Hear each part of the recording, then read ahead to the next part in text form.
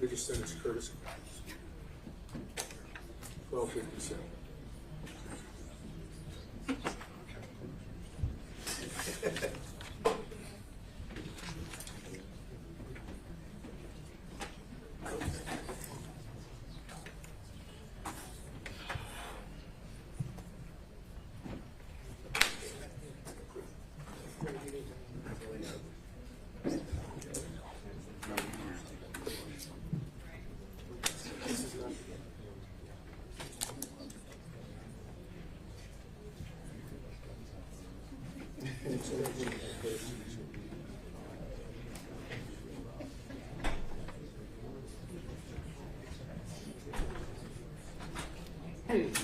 I think that's property.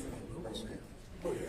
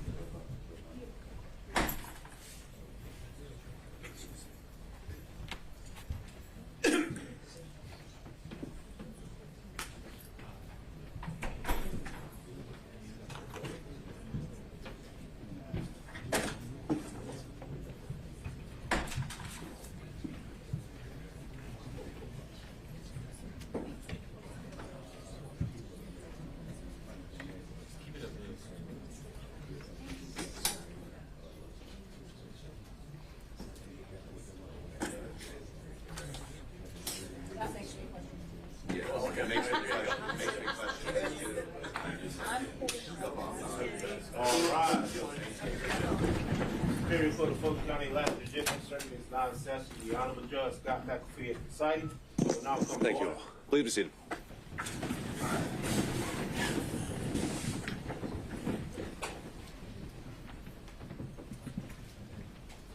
All right, we are back on the record with 23 SC 188947. Beginning with the state, if I could have counsel for today identify themselves for the record. Out of a body for the state. All right. Good afternoon, Your Honor. Steve Sadown, Jennifer Littleford, President Trump. All right. Hey. Understood. Thank you, Mr. Sadow. Good afternoon, Your Honor. Richard Rice and Kristen Lewitz for Mr. Cheney. All right, on behalf of Mr. Giuliani. Alan Stotson on behalf of Mayor Giuliani, who waives his presence. Thank you. On behalf of Mr. Meadows. Your Honor, Jim Durham on behalf of Mr. Meadows, he waives his appearance. On behalf of Mr. Clark. Harry McDougall, Your Honor. Mr. Clark waives his appearance. On behalf of Mr. Roman. Good morning, Judge. Ashley Merchant and John Merchant on behalf of Mr. Roman, and he waives his appearance. On behalf of Mr. Schaefer. Good morning, good afternoon, Your Honor. Craig Gillen, Anthony Lake, and Holly Pearson on behalf of David Schaefer, and he waives his presence. On behalf of Mr. Floyd.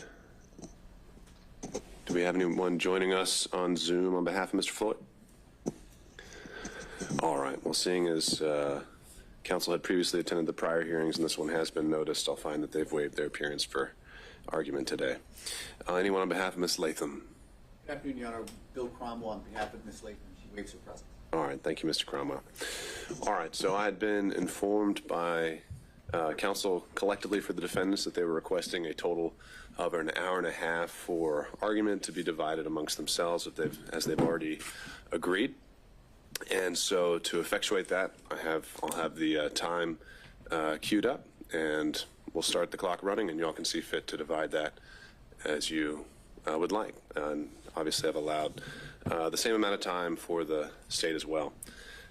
Before we get into that, I believe there may have been a few things just to clean up as part of the record, specifically since we last convened. Counsel on behalf of Mr. Roman had submitted a Defense Exhibit 39, and if there are any objections that wanted to be placed on the record on behalf of the state, we can do that now. But at a minimum, I think the intention was that I would be admitting that collectively as an exhibit, if nothing else, just for appellate purposes for the record. Mr. Abadi, anything the state wants to add as it relates to Exhibit 39? No objection from the state.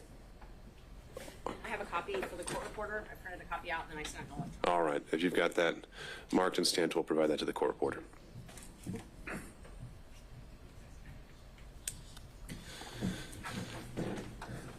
All right, and then as I'd indicated as well on Tuesday, both parties since the close of the evidence on the 16th had followed up. Now I think both sides have made requests to reopen the evidence. On behalf of the defense, there were some issues with cell phone records, and the state has found an additional witness that they would like to present. And the instruction I provided on Tuesday was that for today, I think we've reached the point where I'd like to hear more of how some of the legal arguments apply to what has already been presented. And it may already be possible for me to make a decision without those needing to be material to that decision. So that's why we're here today. I wanted to make sure we held this time because it is a bit of a logistical challenge to get everyone in a room together. But recognizing that, again, in the interest of efficiency, if both parties want to reserve part of their time to argue as if those proffered exhibits have been admitted, feel free to make whatever arguments you would like. And if, in fact, it turns out that I do need those to be part of the record to make a decision, then we'd have to come back and we will do those in accordance with the rules of evidence. Mr. Gillen. We have not filed anything, but we also have a proffer of a witness that we would like to call in the event the court does open the evidence up. I can make an oral proffer as to who that witness is and what that witness would be saying, and I could do it, and I think in a fairly brief manner, if the court would permit me, so the court can understand where I'm coming from. And I believe also Mr. Cromwell also has a brief proffer for a witness that he has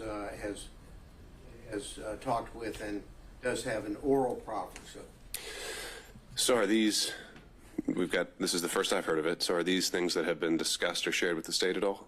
No, Your Honor. I literally, my communication with this particular witness occurred this morning at about 10:10, along with Mr. Chris Nolan was on the call with me. More than happy to enlighten the court as to what the witness would say, who the witness is, and a brief summary of what this particular witness would testify to in the event the court allows for evidence to be reopened. And on the record, I would state that on behalf of my client, Mr. Schaefer, we do want the record to be reopened so that the court could hear what if they want to bring in someone from California, let them bring them in. And we believe that the court might want to hear the proffer and the evidence that we are prepared to at least proffer today. All right. So, Mr. Gillen, on that point to this and Mr. Cromwell's, even, additional evidence, in my mind, in the interest of a fair notice to the other side, I wouldn't want that to be part of the argument today because the state has no idea what you're about to say. And I think the purpose of a proffer, in large part in this role and in this context, is having them at least have the ability to make those initial counter arguments. Now, I don't think that would prevent you from, after today's hearing, if you want to file it, make it part of the record, then I think that both parties have already elected that they are willing to use that mechanism. But just for today, kind of showing up now without having shown this other side at all, even this morning, I don't think that would be fair. I did not intend to use the proffer in the legal argument. Sure. I just wanted the court to be aware that we do have an oral proffer. We can file it, and we can supplement the record and file it for the court's consideration, literally right. Hot off the press. Sure. As we printed it out and drove down to the... Okay. All right. Well, Mr. Cromwell, is there anything you wanted to add to that? No, Your Honor. Okay. Mr. Abadi, anything you want to add to that? I don't know what it is, so I don't know how to add to it. So no. All right. Just anything on a procedural perspective. I mean, from a procedural perspective, I would submit to the court, as you said multiple times, evidence is closed. This is beyond the scope of Your Honor's ruling on Tuesday. Feels like it was 3 weeks ago, but Tuesday. So I guess we'd object at this point and go from there. Okay. All right. Anything else by way of housekeeping, Mr. Sato? Apparently the state filed 2 supplemental exhibits, number 2 and number 3, about 15 minutes ago. So to the extent that they intend to work use those in their proffer, talking about the same notice requirement, we actually did just that as well. Understood. So as it relates to that, Your Honor, I believe you were very clear on Tuesday as well that in the proffers we could argue rebuttal evidence as it relates to the evidence that was submitted by defense counsel after the evidence was closed. And that's merely what it is. It's rebuttal evidence as it relates to the cell phone records or analysis that was done by the non-expert filed by Mr. Seda. All right. Mr. Killen. As it relates to the proffered evidence, our proffered evidence would be in direct rebuttal to testimony given in the courtroom, particularly by Mr. Bradley. So we would have a direct rebuttal of that. That's what our proffer will be. I understand the court's ruling. Just want to put that on the record. Just so we know the context of it. Is that similar for Mr. Cromwell as well? It is. And just solely relates to Mr. Bradley's testimony? It does. Okay. All right. Excuse me? All right, noted. Anything else then? Your Honor, the proffered evidence is basically would corroborate what has been admitted in evidence as Exhibit 39, but chronological text. Okay. All right. Then if there is nothing else, I'll turn it over to Ms. Merchant to begin on behalf of the defense. Sorry, Judge. Unfortunately, you're stuck with me today. Understood.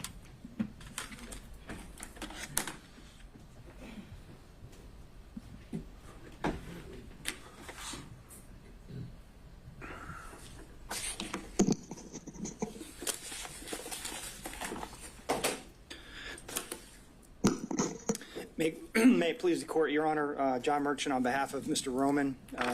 Just by way of roadmap, to give you some idea about the allocation of time and what I'm going to be covering. I've been charged with talking to Your Honor about the conflict issue and the appearance of a conflict and what we believe the evidence to show on that issue. Mr. Sadow, Mr. Gillum will be talking more about the forensic misconduct piece of it. Ms. Willis's church speech, statements made to the media, fraud on the court, frankly, and the book that she gave several interviews for. So I won't be discussing any of those issues. So if you'd like to ask me, certainly I can try to address them, but that's going to be the focus of their presentation. And then towards the end, other folks may have issue-specific type arguments, either in follow-up to mine or the forensic misconduct. But those are the two lanes that we're going to be covering, but I'm going to do the conflict piece of it for you. And on that issue, Your Honor, this is a matter of first impression in Georgia. I can't find a single case that's been published by the Court of Appeals or the Supreme Court that is based on these facts. There are, of course, a number of different appellate court cases that deal with conflict-related issues and, more importantly, appearance of conflict-related issues. And some of those are based in state law. Some of them are based on the ethical rules that govern lawyers. Some of them are based upon the Sixth Amendment right to due process that's implicit in all of what we're doing here today. I want to remind the court that we're here today on this motion to disqualify D.A. Willis and her office because of her judgment, frankly. She is supposed to be disinterested under the Sixth Amendment, and she's anything but that. The fact that these proceedings have taken this long and through the convoluted way we've made it here today explain that. So as I present my arguments, I want the court to understand that this court represents the guardrails for the Sixth Amendment in this context, and Ms. Willis has already been disqualified once. So I would encourage the court to remember what Judge McBurney did in his order disqualifying. The same argument was made in that case as to whether or not there needs to be an actual conflict of interest or whether or not the appearance of a conflict of interest might be sufficient under the facts. I want to make clear to the court that the law in Georgia suggests and is very clear that we can demonstrate an appearance of a conflict of interest, and that is sufficient. I'm going to be candid with the court. There is a Supreme Court decision from 1996, Lambie State, and then there are two Court of Appeal decisions after that deal, frankly, in some dicta that suggests that an actual conflict is required. But the Supreme Court of Georgia, since those decisions came down, has made quite clear that the appearance of a conflict standard still applies. And the reason that's important is I think under the Sixth Amendment, which is where we're at, in order to preserve the defendant's rights under that under that provision and under corollary provisions of Georgia law, you've got to consider the appearance of a conflict. And the reason why the appearance of a conflict is so prescient here is because if this court allows this kind of behavior to go on and allows DAs across the state by its order to engage in these kinds of activities, the entire public confidence in the system will be shot. And the integrity of the system will be undermined. And so with those sort of public policy and constitutional principles, I wanted to turn to the law in Georgia on disqualification. And Your Honor, I'm going to give you the law, and then I'm going to talk about the facts and how they apply to the law at the end. If you want to talk about the facts earlier, jump right in, and I'll be happy to do that. I'm sure Your Honor is very well prepared and probably knows all the law that I'm going to cite to you. But to give the skeleton outline, the original seminal case that deals with conflict of interest from the Georgia Supreme Court is Williams v. State. That's 258 Georgia 305. And there are basically two methods by which you can disqualify a district attorney. One of them is a conflict of interest, and I'll suggest to the court that doesn't mean an actual conflict. That could mean an appearance of conflict as well, and then forensic misconduct. Importantly, in the Williams case, though, in footnote 4, and I think this is important for the court's analysis about the facts and which box it fits into, the court said there was no clear demarcation line between conflict of interest and forensic misconduct, and a given ground for disqualification of the prosecutor might be classifiable as either. And I think that's important because we have facts that fit in both boxes. So if a state stands up and says, well, there's no actual conflict here, Judge, that doesn't mean necessarily that it doesn't apply to the forensic misconduct. Typically, forensic misconduct relates to statements of the prosecutor designed to impugn the character of the defendant before trial and to affect the jury pool, which we have here, which I'm not going to discuss, but the facts that we have here very much relate to that issue, and there's crossover. Importantly, and I think this is important for the court's consideration of what effect the court's ruling may have, if you deny this motion, there's a good chance, if it's reversed, that we would be granted a new trial. So that means we're going to have to do this all over again. In amusement sales versus state, 316 Georgia Appellate 727, that's a case that cites Whitworth, which is physical precedent only. The court said, if the assigned prosecutor has acquired a personal interest or stake in the conviction, the trial court abuses its discretion in denying a motion to disqualify him, and the defendant is entitled to a new trial, even without a showing of prejudice. So that means if we show the court today, and I think we have through the proceedings today and before, that Ms. Willis has developed a very personal interest in this case, and Your Honor denies this motion, we're coming back all over again if the appellate court say you were wrong. So what is that personal interest? So the personal interest can be, there's no definition of that under Georgia law, and it could be a personal financial interest. It could be a personal interest related to bias against a particular defendant, which sort of falls into the forensic misconduct box. But we have here a very personal financial interest that's been laid out in terms of money received by Ms. Willis as a result of the scheme that she set up.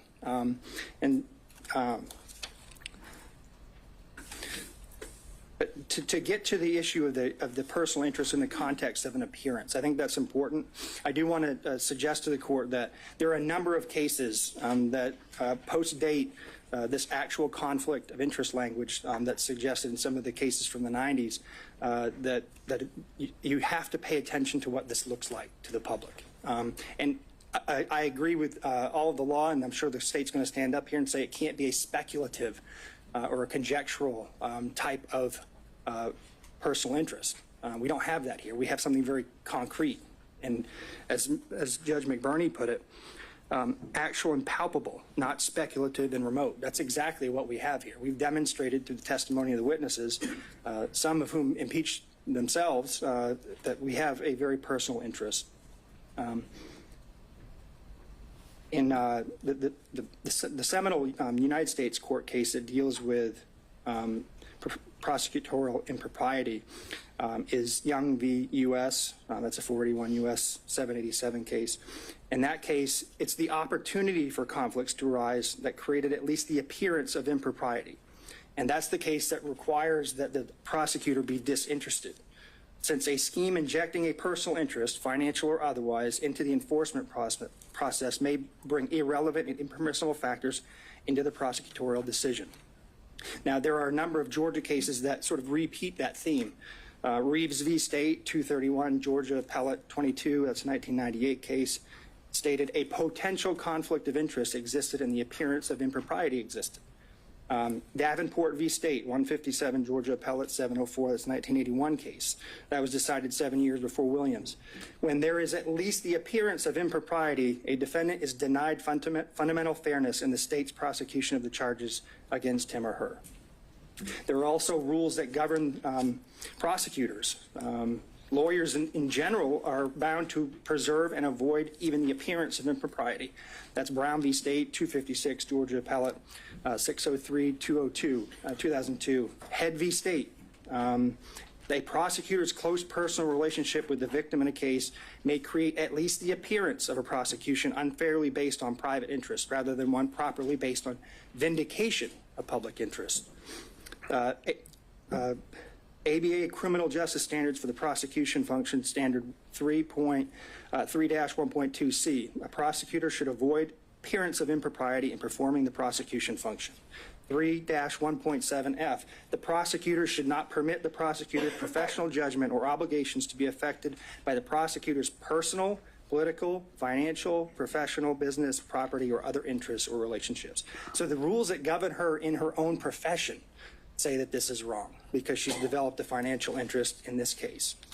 And at the very least, created the appearance of unfairness towards these defendants by setting up a relationship, a prosecutorial relationship with her boyfriend that she'd been dating for 2 years, according to the testimony. So before I move, Your Honor, to the specific facts, you asked, what's personal interest, and I think, frankly, as I was trying to figure this out, I think you know it when you see it. It's just like in the concurrence in Jacobellis versus State of Ohio, Supreme Court case from 1964, Justice Stewart, in his concurrent opinion, said, I know it when I see it, talking about obscenity. I think you know it when you see it. I think there's enough facts in front of you that you know it when you see it. And so I think that governing principle helps enlighten some of the facts here. And also, I think it's not just financial. In McLaughlin v. State, I think the court's very familiar with that case, 295, Georgia 609, 2014. The Supreme Court essentially said that because the acting DA had become a witness in the case and developed a personal interest in the case due to his daughter's relationship with the victim, that he was disqualified. And because he was disqualified, his entire office was disqualified. So turning to the facts of the case, Your Honor, I think I've got, my role is 20 minutes, so I've got about 8 minutes left.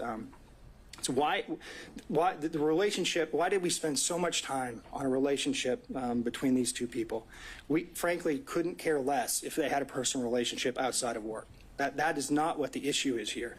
The issue is that they began this relationship in 2019. They were dating for 2 years, and then she awarded him a contract where public money, either from Fulton County or the state of Georgia, ended up in his pockets. That decision alone was improper. But what's even more improper is that then she and he used that money to go on personal vacations and trips. If Your Honor will remember, Exhibits 9, 11, and 12 dealt with the expenditures by Wade on trips. If you do the math on that, if you look at what he spent, and then you look at the testimony about what was paid back by Willis, because of the cash reimbursement theory, I'll talk about in a second, but if you do the math on what he actually paid for it and what they testified she paid back in cash, you still have over $9,200, $9,200 and $9,247 to be exact, is the amount of money they cannot account for in their testimony.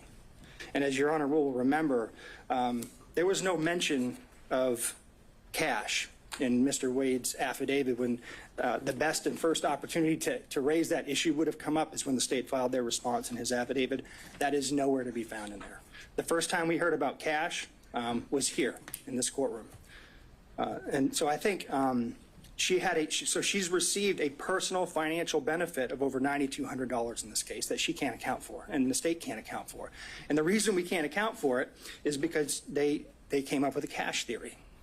Cash theory only raises. Before we get into that, let me ask you this. Let's say let's say the theory wasn't even there that they had paid it back or that there'd been any exchange. Should there first be a consideration of a materiality requirement? No. Have you seen that in this jurisdiction it's not in this jurisdiction. Have you seen that in any other jurisdiction? I haven't seen that, Judge. And if it was $6, that would still be improper. Would it be improper where it's a per se disqualification if someone, buys their boss a stick of gum? Is that per se disqualifying because there's no materiality requirement? Well, no, I don't disagree that it may not meet a materiality requirement, but it's a personal benefit. I won't say that getting a pack of gum is just justification for disqualifying a district attorney. I think that's part of the issue, Judge. I think it's a fact-based inquiry by you. So there's a continuum involved here. Yeah, but I think the continuum involves you looking at whether or not, in the grand scheme of things, it violates the Constitution, and whether or not there's an appearance of a conflict, and the appearance suggests that she actually received a benefit, and we know that she did. They admitted it. We don't have to speculate about that. They said that she said she got a benefit, and she said she paid back certain amounts. So in that regard, Your Honor, I don't know, would $100 be enough? Would $200 be enough? I think you have to look at it globally and consider all of the witnesses, consider all of the facts, consider the credibility of the witnesses, frankly. Right. I mean, Your Honor sat here and watched everybody, so I haven't spent a lot of time going into the specific testimony because Your Honor is well aware of it. But you get to evaluate the credibility of the witnesses as a fact finder. And just from a legal perspective, though, you're saying we can't just say dollar amount, look no further. There has to be a totality of the circumstances analysis.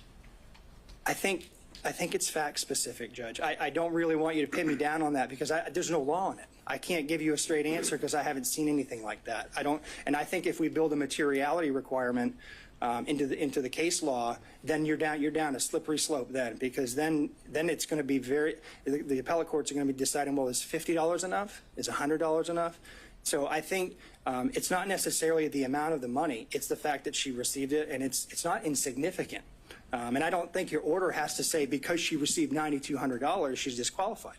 I think if we go back to the 20,000-foot level, what's the appearance here? Is this fairness to the defendants? Does it appear that she is interested in this prosecution, or does it appear that she's disinterested? She took the stand. You can tell she's not a disinterested person when it comes to this proceeding, but we also argue she's not a disinterested person when it comes to the prosecution as a whole. I'm going to leave for, I'll resist the temptation to defend my wife, who I believe to be an excellent lawyer and a member of the bar for 20 years in good standing. But I will say this, Judge, you don't just evaluate the credibility of the witnesses. You evaluate the credibility of the lawyers. And Mr. Abadi stood up here in open court in front of national news and the national public and called her a liar. I need to address that for 1 minute.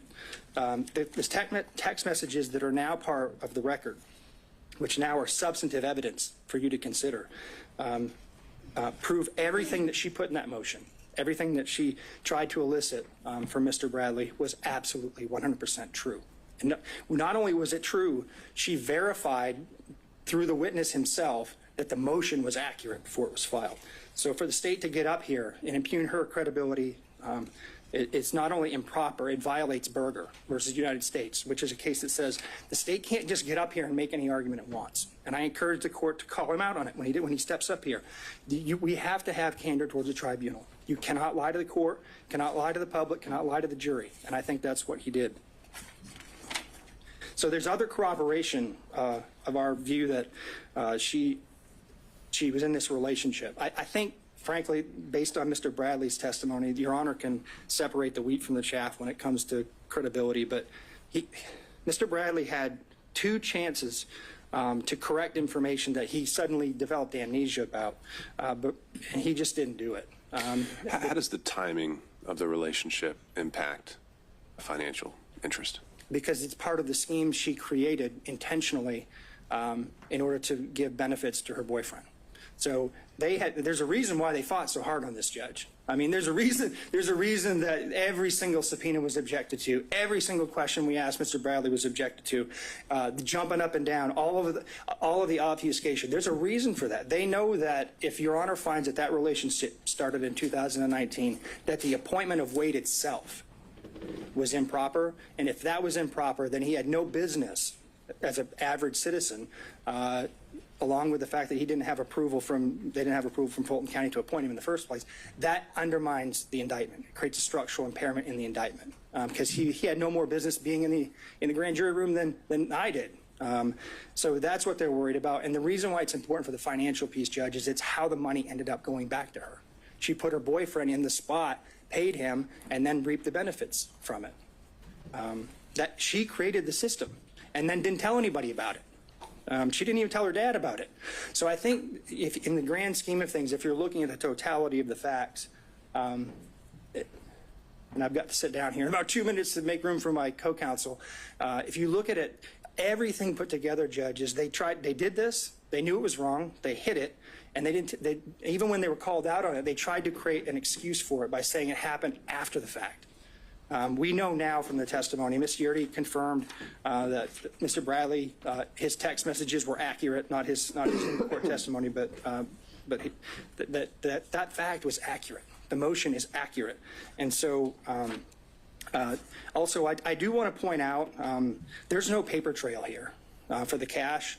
I know that this was I know she and her father both testified that they kept cash on hand, which, I mean, keeping cash on hand in and of itself is not a problem. When you're a public official and you're required to keep track of gifts that you receive, then you need to keep track of it. But there's no paper trail. There's no deposit history. There's no withdrawal history. There's no receipts. None of that.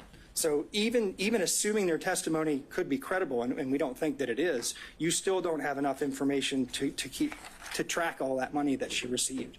And this is just what we know about. But does the lack of evidence fall on the state? Does the lack of evidence fall on the state? Isn't that where burdens come in? Yeah, yes, I think they had an obligation to tell Your Honor, hey, this is where the money went. And they certainly had the ability to do that if they could do it. Since they didn't do it, we have to assume they can't. And if they can't, I just want to remind the court of a very important piece of testimony from Ms. Willis that I think goes to credibility of all of the officers of the court who testified. She met with Wade, and they developed in 10 minutes after talking about the financial piece, I believe, this cash theory that could not be rebutted. We have no ability to do that. They did, and they chose not to do it. So with that, Your Honor, unless Your Honor has more questions for me, I'm going to sit down and turn the podium over to my distinguished colleague, Mr. Sadow. Thank you, Mr. Merchant. Appreciate the court's time.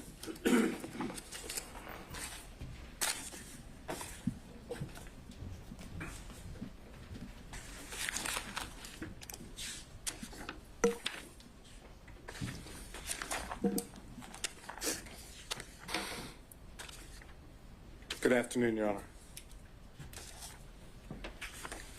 I'm going to speak to what I would call a subset of forensic misconduct.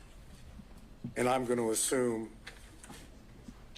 that all the law that's been provided to you in pleadings as well as emails, you don't need me to tell you what the law is. So I want to just set up how the disqualification and then dismissal of the indictment should take place under the subset of forensic misconduct.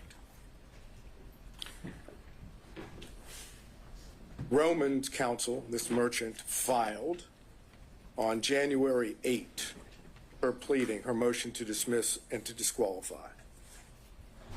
We were in court that Friday of that week in which I made it known that that is President Trump, may adopt that motion. I wanted to see what was going to happen before I did so.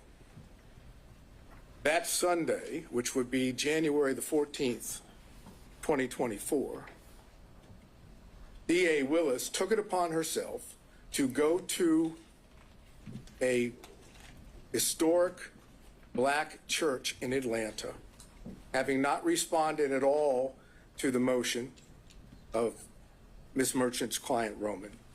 And she made what we've now called the church speech. And Your Honor has reference to that. You didn't necessarily want evidence on that, but you know what the church speech was. It was videoed. It was clear that Ms. Willis had notes. She was reading from notes that she had prepared. It was a calculated determination by Ms. Willis to prejudice the defendants and their counsel. How so? By making an issue out of the fact that the person that was challenged in the Roman motion was black, without telling the public or the church members or anyone for that matter that the reason that Mr. Wade was being challenged was not because he was black, had nothing to do with race. It had to do with the relationship that had been alleged and later admitted to by Ms. Merchant. Ms. Willis took full opportunity to prejudice the defendants, and then comes along later in a pleading and says it wasn't designed or intended to be at the defendants at all, or the defense counsel, which with all due respect is just nonsense. The purpose of that was to get public sympathy, public empathy for what Ms. Merchant had already alleged in her motion. Now, that was a violation of the professional rules of conduct. It was a violation of 3.8G. There's no question about it. It wasn't in response to anything that was said. It was a public statement, extrajudicial, for the purpose of making a comment upon the defendants. It would be in response to a motion that was filed. But it wasn't filed in a response, in a pleading. It was filed in response to a motion. And the motion were allegations made. If Ms. Willis wanted to respond at that point, she could have said the facts of the matter. Instead, she misstated what the situation was, took advantage of the opportunity, an ethical violation, and the ethical violation makes it clear that you must refrain from making extrajudicial comments that have a substantial likelihood of heightening public condemnation of the accused.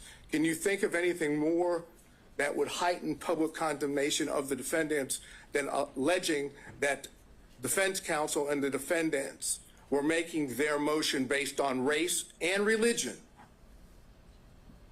That's as bad as it gets in Fulton County, with all due respect. That's exactly what Ms. Willis wanted done. And remember, the state still had not responded. So then what we get from the state is we get an affidavit filed as part of their response. And that affidavit says specifically, and the affidavit is Mr. Wade, says specifically in paragraphs 26 and 27 that the relationship did not begin until 2022. It acknowledges the relationship and says it didn't begin until 2022. And the pleading that's filed, the state's pleading in response, indicates not exactly that, but it says there was no relationship as of November 1 of 2021, and that's on page 7.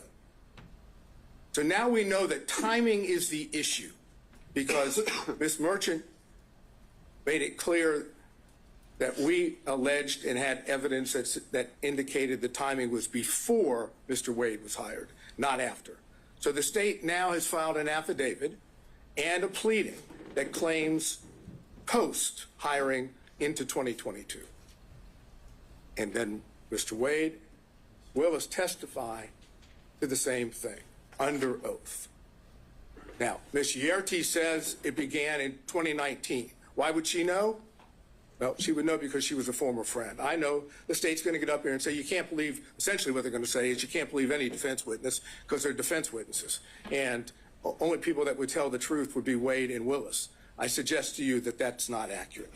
I suggest that the testimony that Mr. Wade gave and Ms. Willis gave, and I'm specifically dealing now with the timing issue, without getting into anything else. that brought forth a true concern about their truthfulness in being what is required of a lawyer in this state, which is candor toward the tribunal. And that's 3.3 of the professional rules. Specifically, small a1, make a false statement of material fact or law to a tribunal. So that's, as I posited to the court, that's the second ethical violation. And then you also have 8.4 of the professional rules. It says it's a violation of the Georgia Rules of Professional Conduct for a lawyer to, and that's A4, engage in a professional conduct involving dishonesty, fraud, deceit, or misrepresentation. Now, do you have to find that Wade and Willis lied? No. What you need to be able to find is that there is a concern, a legitimate concern based on the evidence in this case about their truthfulness. A legitimate concern about the truthfulness, which equates to an appearance of impropriety. Because once you have the appearance of impropriety under forensic misconduct, the law in Georgia is clear, that's enough to disqualify. So, why should you find there's a concern with their truthfulness? ERT is the first one. You have that testimony. But then we go to what is the most obvious indication that Willis and Wade were not truthful on the point of timing, and that's Bradley. Defense Exhibit 26 came into evidence. Defense Exhibit 26 comes in and says, and you know I went into this the last hearing. It says that on January the 5th, 2024, at approximately 9:49 a.m., there's text messages that are exchanged between Ms. Merchant and Mr. Bradley. And the text messages go like, just date, and that's from Ms. Merchant. Ms. Merchant says, do you think it started before she hired him? Bradley, who we now know from Defense Exhibit 39, has been texting with Ms. Merchant for a number of months. This is not the first time. This is months within the communications between the two. Mr. Bradley says, absolutely. Now, absolutely is not a speculative word. That's not speculation. That's a definitive statement. And Bradley then, unprompted, says this. And unprompted is important. It started when she left the DA's office and was a judge in South Fulton.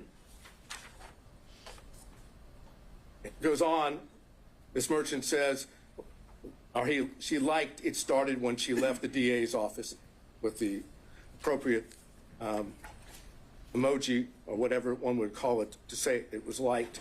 And then Mr. Bradley said they met at the municipal court CLE conference. Again, unprompted. He's now definitively telling Ms. Merchant when this relationship started. Ms. Merchant says, that's what I figured when he was married. And then Ms. Merchant says, and we're now talking about a couple hours later, she texts and says, upon information and belief, Willis and Wade met while both were serving as magistrate judges and began a romantic relationship at that time. And Mr. Bradley responds, no, municipal court. Thank you. Doesn't say it didn't start then. He doesn't suggest that she's wrong other than magistrate court municipal. Now we have that, and it's in evidence. And what does Bradley do? He knows that he's put himself in a position that if he testifies truthfully on the witness stand, Your Honor is in a position to be able to find, if you choose to, that both Willis and Wade lied. So what does Bradley do? Look, you were an assistant U.S. attorney. You know how this works when you have witnesses in this situation.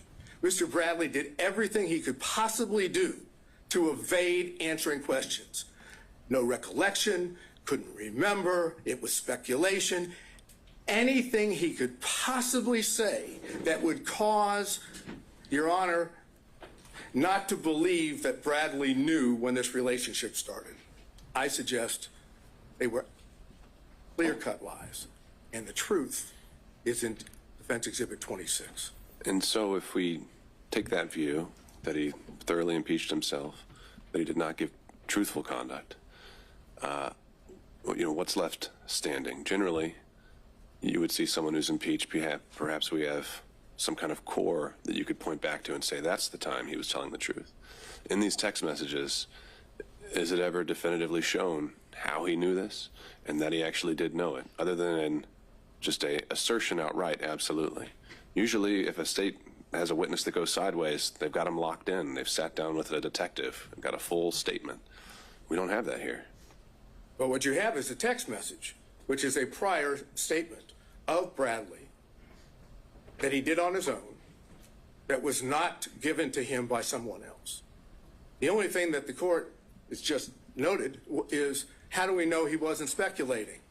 Because you don't have to accept the fact that he wasn't speculating. The cases that I provided, I think by email yesterday, the first dealing with that, you can disbelieve that testimony and draw a negative inference. That's the Ferguson case.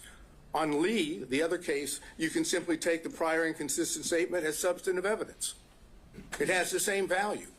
And that's what I'm asking you to do, to take what was the unprompted statement in Defense Exhibit 26 of Bradley and take that on its face value, that is an indication that Bradley in fact knew and had said he did. If you accept that, you have to have concerns about the truthfulness of Willis and Wade on the timing issue. And I don't know if this is something maybe one of your co-counsel were going to address as well. We heard about kind of the law that applies, how we're outside kind of the orbit of the core of cases we're used to dealing with here, where it deals with side switching or where someone is in the relationship, the client relationship. The proposition you're putting forward now is that if a representative of the state, a lead prosecutor, the district attorney themselves, says something that's untruthful on the record, that is something that immediately has to be proactively policed by the trial court. Is basically what I'm getting at is, where in the law do we find the remedy to an untruthful statement? Generally, we send you down the street to the bar, right? And that's why I gave you the cases of Registe and Edwards yesterday. While those aren't prosecutorial cases or dealing with prosecutors, they deal with counsel. And in both those cases, the trial judge found ethical violations on the part of defense counsel, or potential ethical violations. Went through the ethical violations and said, based on that, you're disqualified. You cannot be the attorney of record in this case. What's good for the goose is good for the gander. If defense counsel can be kicked off of a case because of ethical violations, I suggest the same thing can happen for prosecutors when the ethical violations deal with truthfulness, candor to the court, extrajudicial statements. Those are the things that this court can rely upon and say, based on those, again, I find an appearance of impropriety. Where would be the limiting principle? The district attorney signs every indictment assigned to this courtroom. No. Does that mean she's off every case? No, it would be when the... If I found that she's untruthful, is that what you're kind of suggesting, though? You don't have to find, again, I'm not saying you have to find she was untruthful or that Wade was untruthful. You don't have to make a finding of fact that they lied. All you have to do is make a finding of fact that you have genuine, legitimate concerns about their credibility, about their truthfulness. And once you find that, then you can apply Registe and Edwards. Well, but it's the same principle, though. If I have genuine concerns about her truthfulness on a particular occasion, how do those not spill over into every criminal case a district attorney brings? Well, it's because she testified under oath, and so did Mr. Wade. They didn't have to testify falsely. They could have testified truthfully. They could have indicated that the relationship, the timing was in fact before Mr. Wade was hired. They chose not to. And in that sense, that dishonesty, that constitutes a violation of their ethical responsibilities. This is not signing an indictment. This is not filing a pleading in which both sides have their own positions. This is a requirement that every witness has to tell the truth under oath. And if they don't tell the truth under oath, or there's a significant concern about their credibility, then they're violating their ethical rules. And as anyone will tell you, as Your Honor already knew from when you were a prosecutor, prosecutors are held to a higher standard. They're the ones that are supposed to be seeking justice. They don't have a particular, they're supposed to be disinterested. When you have the lead prosecutor and the DA giving what I suggest to you is untruthful testimony based on what Yerty has said, based on what Bradley said in his text, based on the whole way it was presented to you. Bradley didn't want to testify. He first came up with his attorney-client privilege thing on that. Then Your Honor was, fortunately, went into that. And then when Bradley knew he had to testify about it, you saw what happened. You can draw the inference, as I've suggested on Bradley, that what he said in the text message, Defense Exhibit 26, is true. The relationship, in fact, started prior to November 1st of 2021. That ERT says that. And now, without getting into any detail, the cell phone records. The cell phone records show that during that period of time from, let's say, April 1 of 2021 to November 30th of 2021, that there was a considerable number, 35 or more occasions where it appeared that, based on the records, that Mr. Wade was down in the area where Miss Willis was staying in Yerty's apartment. But more important is there are two occasions, and the state has not challenged those. There are two occasions where the records reflect that it appears Mr. Wade spent the night at that apartment. The state may say, we don't accept that, but they didn't challenge it. And even when they brought forth what they brought forth today, Supplemental 2 and 3, they didn't challenge it again. So what does that suggest? That's corroborating evidence of what Yerty had said, of what Bradley said in his text message. It's also impeachment evidence as to what Wade and Willis said about how many times. Is that a significant, in terms of just the times? Didn't Mr. Wade testify that he was there at least 10 times during that time frame? You've now found 35. Well, minimum of 35. Okay. But never overnight. He said he never spent overnight. Put that to the side, though, just in terms of the fact that he did say he'd been over there, that he'd visited the place, and I would presume he wasn't obviously keeping a very good accounting of it, but that wasn't something that was entirely denied. If you're asking me, do we win on the point that he said more than 10 or around 10 and we say 35, do we win on that point? Sure. No. Okay. It's not determined. The overnight rate might raise some more concerns. Understood. Yeah, it does. And that's the reason why we highlighted it in the affidavit of Mr. Middlestadt, because that is suggestive that they were not being honest to the court. So then, how much time have I used? Have I? I'm letting them use the hook. So, suggestive. Again, raising issues. I'm wondering about burden. Is it we're dealing with a preponderance standard? We are dealing with a preponderance standard, and it's our burden. Yeah. No question about that. So does suggestive get us there? No, but it is corroborating evidence of evidence that we did put up. And that's what the purpose of the cell phone records. They corroborate what Yerty says. They corroborate what Bradley said in Defense Exhibit 26. And they impeach, to that extent, Wade and Willis's testimony. So if you find by a preponderance of the evidence, so I can finish this up, if you find by a preponderance of the evidence that what I call subset of forensic misconduct, ethical violations, has been shown, and that there is a significant and legitimate concern about the truthfulness of Wade and Willis, they're disqualified. Now, obviously, factual findings are yours, but the law allows you to do that. You don't have to do it through an actual conflict. That's the other side of the equation. And that's what I've argued, and I think that's what Mr. Gibbons can argue. Before I let you go, though, this is an interesting classification. You're saying forensic conduct isn't just commenting publicly about the case indicating guilt. You're saying forensic conduct is just anything a district attorney says falls into that box? No. I'm saying that improper, that forensic misconduct as a subset of that would include violations, ethical violations, which impact the ability of the defendants to get a fair trial, as well as impact the court's ability to have faith that the prosecutors, these two prosecutors, are acting in good faith in their own conduct. Same idea dealing with, as I said, defense counsel in the two cases I mentioned. Ethical violations can give rise to disqualification, and I suggest we have that here. All right, thank you, Mr. Sato. Thank you. Where's the shot clock when you need it? Right there. Your Honor, I want to address very directly here. What we have is a systematic, continuous pattern, a calculated plan, evidencing a design to prejudice the defendants in this case, in the minds of the jurors. This is what we have seen. This isn't the problem that the district attorney has.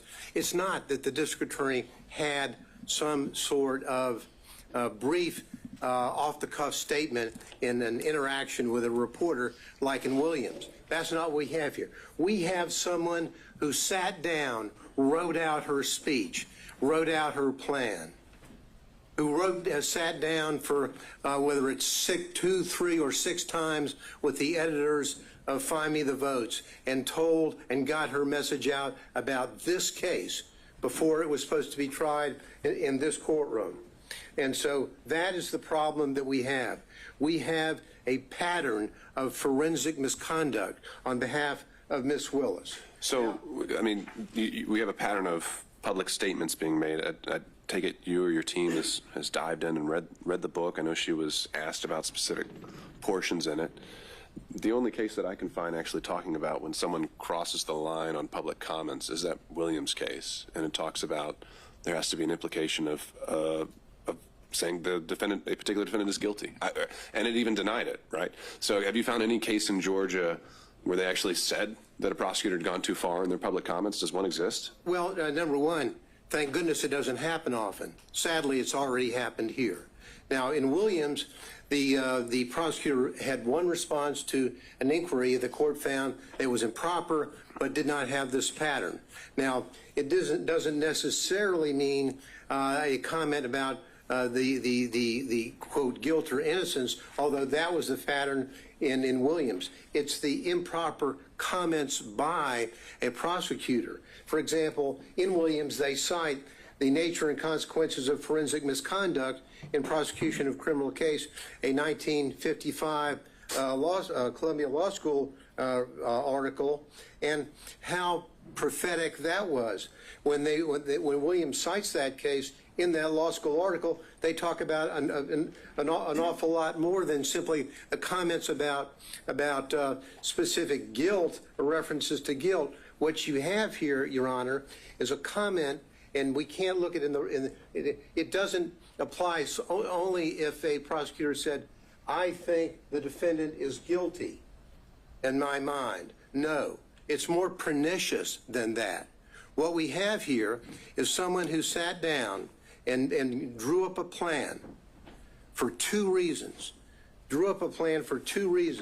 And what she did reminds me of what the court in Estes v. Texas talks about, and that is that pretrial can create major problems for a defendant, indeed more harmful than publicity during a trial, for it may set the community opinion as to guilt or innocence. That's what we have here. That's exactly what we have. And the court in Estes talks about the power of the television camera. So what do we have, and what did this prosecutor do? What she chose to do is sort of what was criticized by the Supreme Court in Shepard v. Maxwell. Legal trials are not like elections to be won through the use of meeting halls, the radio, or the newspaper. That's exactly what we have here. What we have is a deflection. What this is all about is more insidious than just making the comments that she's made. It's a deflection. What she chose to do was to say, okay, I have done my best to hide the relationship with Nathan Wade. And Nathan Wade has done his very best by filing false documents in his divorce case to hide his relationship with Miss Willis. Now, and so what did they do? Well, when Miss Merchant filed the motion to disqualify, now the game plan has to change. The game plan I call the deflection begins to take place. The deflection is when the district attorney sat down and wrote out. I'm sure the court has. When you look at that video, it's in evidence of her speech at church. She has written out everything and she's reading from it. She chooses to deflect. The court asked earlier, wasn't she really responding to the motion that had been filed against her? Would that she had. Because if she had, she would have looked the members of that church in the face and say, there's been an allegation that I had a romantic relationship with Mr. Wade, and ladies and gentlemen of this congregation, it's true. She didn't do that. She chose to deflect and to do two things that are reprehensible for any lawyer, but particularly for a prosecutor. She chose to pull out the race card and the God card. That's what she did. And she wrote it out. She went on to deflect away from the allegations in the Wade motion, and she's saying why in her talk, public discussion with God, why are they only attacking one in reference to Mr. Wade? And then she goes on to say, God, isn't it them playing the race card when they only question one? Now, if she had been truthful with that congregation, truthful with the community, she would have said, I had a relationship with him. Good, bad, forgive me, whatever. That's what she should have said. But she chose to deflect and say, them, the reference to them and the others and they. It's obviously a reference to the motion filed by Ms. Merchant. They choose to go after the black man. And she then goes on, again, deflecting away and deflecting to what I call the third rail in American society, choosing somebody on the other side of being a racist. So-and-so is a racist. They're racist. She was the one playing the race card in a way to try to deflect from her own conduct. She goes on to say in discussions with the Lord, God, is it that some will never see a black man as qualified no matter his achievements? Again, the deflection. What is she saying? The listener is not necessarily in that audience in that church. The listener is at Fulton County. The potential jurors who will come into a courtroom and say whether or not they can fairly judge the evidence or judge the defense in this case. She chose to inject race into the minds of the listeners and virtually everybody in this community, and literally everybody in this country has reviewed and analyzed her speech that she made in a premeditated way. And in bringing in not only the race card, but also in bringing in the religious matter, this is exactly what Hammonds v. State in our Supreme Court talks about condemning as an inflammatory appeal to the jurors' private religious beliefs. Why would she do that? To deflect. But now, not only is she deflecting, but she is then going forward and, in a way, telling the community, telling the congregation that God is on her side, not on the side of these people.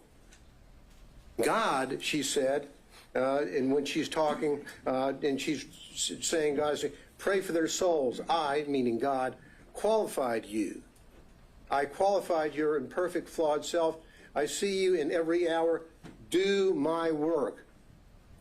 As though she's telling the folks in her very, very, very implicit way, injecting into the minds of the jurors, God wants me to win this case. God wants me to prosecute this case. And why is he going, and why are these others going after the black man? Well, the answer is very simple.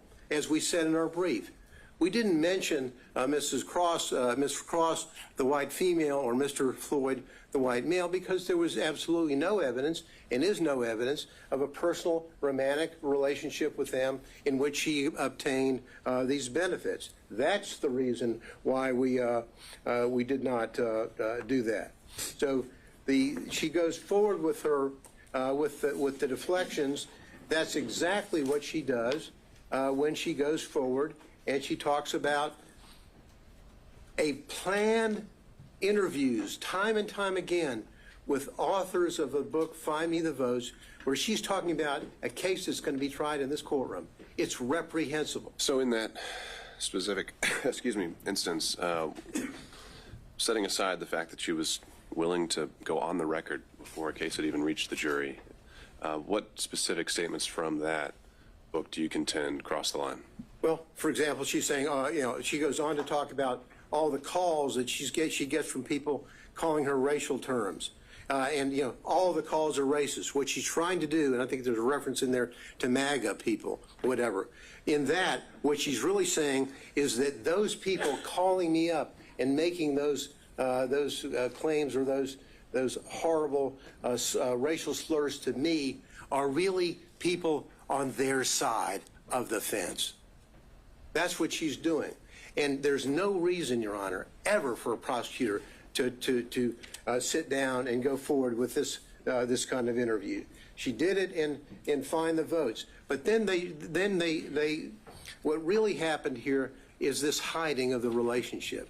Because in hiding the relationship, they have done such a good job. Mr. Wade filed false documents in his divorce case. When on May the 23rd, May of 2023, talking about, have you ever had sexual relations with a person during the course of the marriage or including the period of separation? He's still married. He doesn't have a divorce decree, but his answer is none. Then he's asked whether or not on any occasions he's entertained or been entertained by someone, a woman, a member of the opposite sex, in this case a woman, from the date of the marriage to the present, talking about place and time and all that. What is the answer? None. Why does he do that? He does that because he doesn't want to tell about the relationship that he has with Miss Willis and the benefits that he has gotten and that he gave to her. That's exact. And what these answers are absolutely reprehensible. That a member of the State Bar of Georgia would file these answers that are inaccurate. What does Miss Wade do? Miss Willis do? Miss Willis, on her financial report, on whether or not she has gotten anything of $100 or more in value from a prohibited source.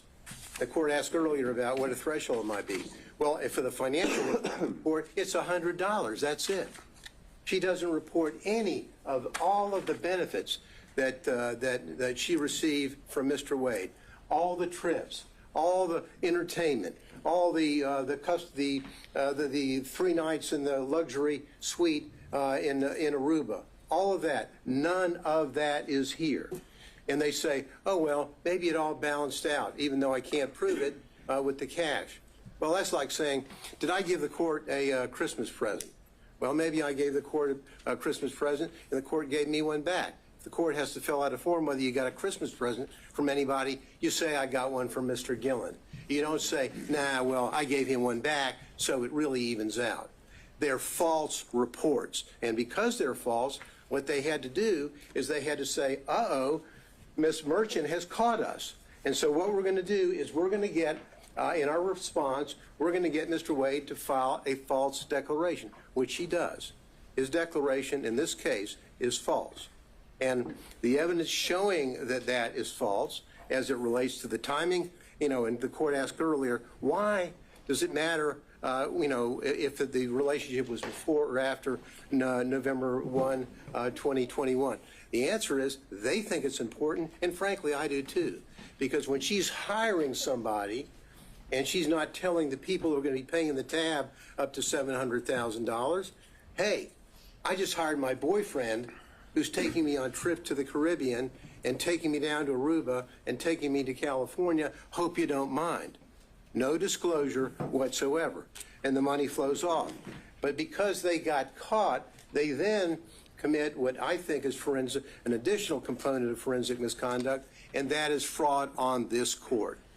When they filed that affidavit, and now it's been proven, I think, beyond virtually any doubt that the relationship occurred prior to November 1, 2021, and the benefits that were there. And we don't have to run around. And I love we've got all the records showing from Mr. Wade about the payment for these trips, for the cruises, for the flights, all this stuff. What's the only way is they sat around and met together before they testified and came up with their story. What's the only way that they can save themselves? Pay no attention to the records. Pay no attention to the airlines and to the flights and vacations and the cruises. I paid him back in cash. Show us your receipts. Where did you take cash out of the bank? Ever? Oh, I don't have any. Well, show us the deposits that he had. Well, never. We don't have any. What we have here is a fraud on this court, which has been shown, I think, overwhelmingly by the evidence and overwhelmingly through not only the testimony of Yurdi, the testimony of the emails and the text from Mr. Bradley to Ms. Merchant, as well as all the documents that they had no answer to other than the just trust me, I gave him money, it evaporated, I don't know where it came from, and he doesn't know what he did with it. Just please trust us and believe us, because it's our only way out of the trap that they set for themselves. These people, sadly, and I hate to say, I was a former, as the court knows, I was a prosecutor for about 3.5 million years, it seems, in the federal building, and I was an assistant DA beforehand. Prosecutors don't act like this. Lawyers don't act like this. These people, Your Honor, is a systematic misconduct, and they need to go. Thank you.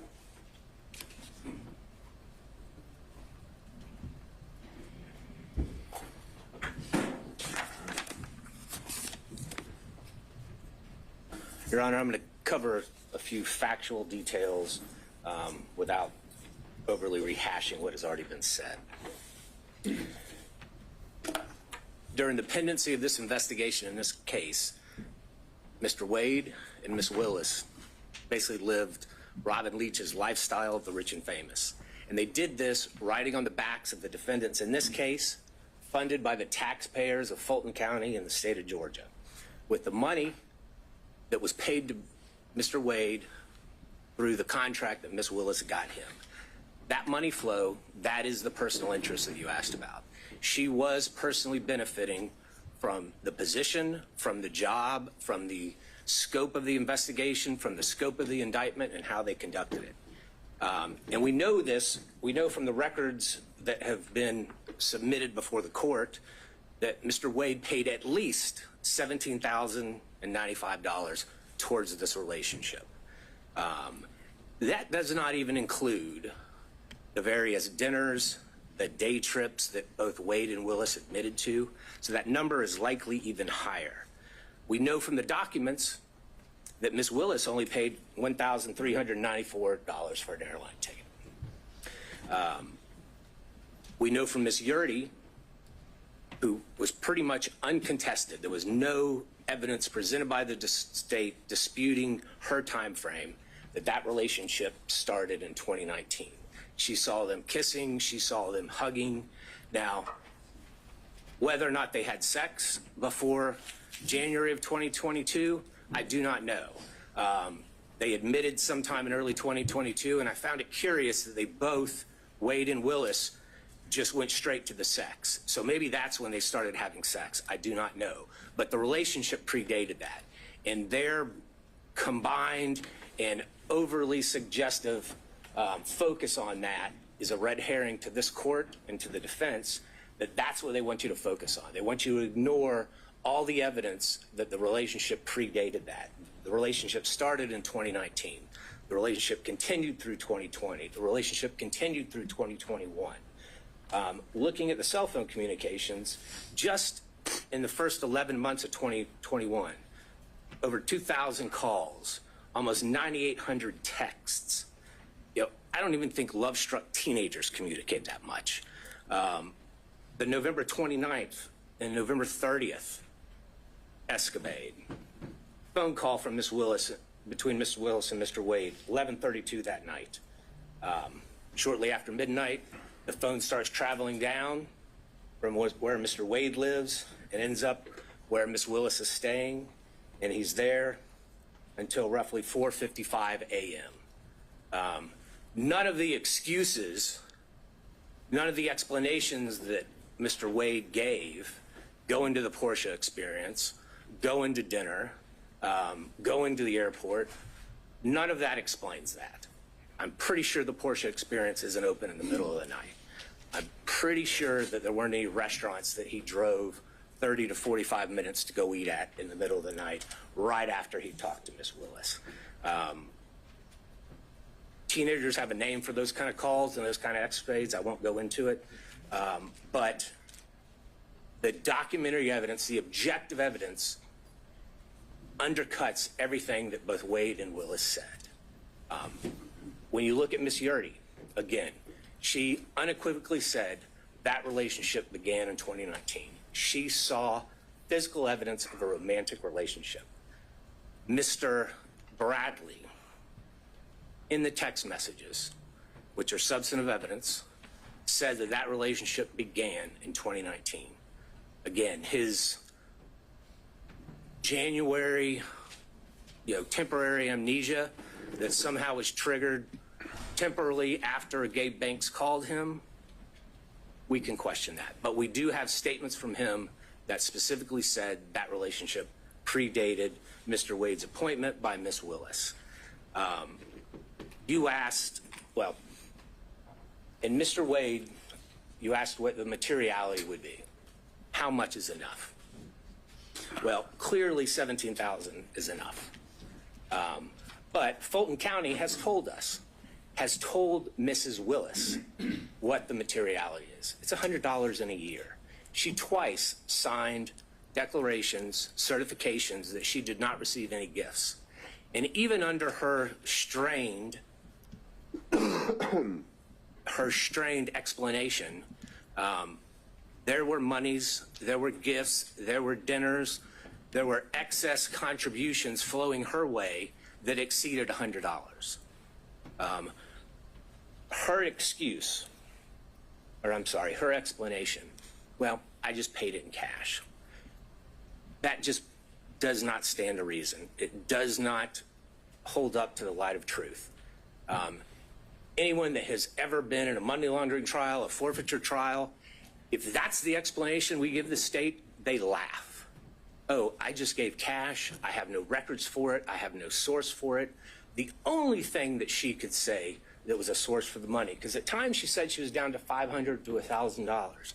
The only explanation she have is, well, sometimes I go to Publix and I may get an extra $50. That shows up on your debit card or your credit card. Did they bring those records in? No. Did they bring her bank accounts in? No. Did they bring any documentary evidence in? No, they did not. And why is that important, Judge? Yes, the burden is ours. But under OCGA 24-14-22, if a party has evidence in such party's power and within such party's reach, by which he or she may repel a claim, and they had that power, Ms. Willis had that power, Mr. Wade had that power, that they can repel the claim that we have made against them, but they admit to produce it, or if they produce weaker evidence, then you, as the fact finder, Judge, it is in your power to disregard that, and a presumption arises that that documentary evidence that is in their possession that they failed to produce supports our claim. And that is something that the state relies on regularly in criminal trials. And that is something that the court should rely on in this case when formulating its factual findings. And we know that both Mr. Wade and Ms. Willis have some difficulty expressing the truth when it comes to their relationship in these cases. We know Mr. Wade lied in his interrogatories multiple times. We know Ms. Willis falsely certified that she hadn't received any gifts from anybody. And Mr. Wade clearly was a prohibited source. He was someone doing business with Fulton County. Anything over $100 in a year, she had to put down, and she put zero. And it defies imagination that she could somehow forget about all these trips, all these dinners, all these day trips, and not put that money down. You had asked, I think it was Mr. Gillen, did she say in that church speech or anywhere else that the defendants were guilty? And I think she did in that church speech. She said in that church speech, and she was talking about a conversation that she apparently had with God, talking about herself. She said, this leader has a trial conviction rate of 95%. She said, the trial team this leader put together has a conviction rate of 95%. I do not see how anyone, and I think that was purposefully intended by Ms. Willis, I do not see how anyone can listen to those two statements and not take that Ms. Willis is telling everyone in that church and everyone that's going to hear that in the media afterwards that these defendants are guilty. That is what she was saying. She is a prosecutor. She's familiar with the U.S. v. Berger. Every single attorney that's ever been a prosecutor is familiar with the dictates of that U.S. Supreme Court case. That is a foul blow. That is improper, and she violated pretty much every tenet a prosecutor must abide by to seek truth and justice in a particular case. So, Judge, when you're looking at this, the uncontroverted evidence shows that they had a relationship prior. The uncontroverted evidence shows that Mr. Wade lavishly spent on Ms. Willis. The uncontroverted evidence shows that the money that he was spending on Ms. Willis came from this contract that he had. And I'm not just talking about the contract as a special prosecutor, but there's also those other questionable contracts that no matter whom his partner seemed to be, they also got. There is a direct financial benefit that Ms. Willis received from this. And Judge, looking back at what Judge McBurney said, if merely hosting a fundraiser for a political opponent of a putative defendant creates not only the appearance but an actual conflict, then what Ms. Willis has done since then in this case creates an actual conflict. But again, as prior counsel has stated, we only need to show the appearance of a conflict. And we have done that by a preponderance of the evidence. In fact, I believe we've shown an actual conflict. But nonetheless, the result should be that Ms. Willis and her office should be disqualified from this case. We still have a few more minutes. I think Mr. Cromwell may have something to say. Thank you, Your Honor. Thank you.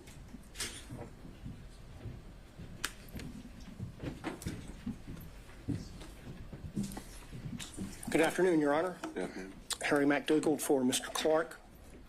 I'm going to talk further about conflicts, and I'm going to assume the most difficult standard for us to meet, which is actual conflict.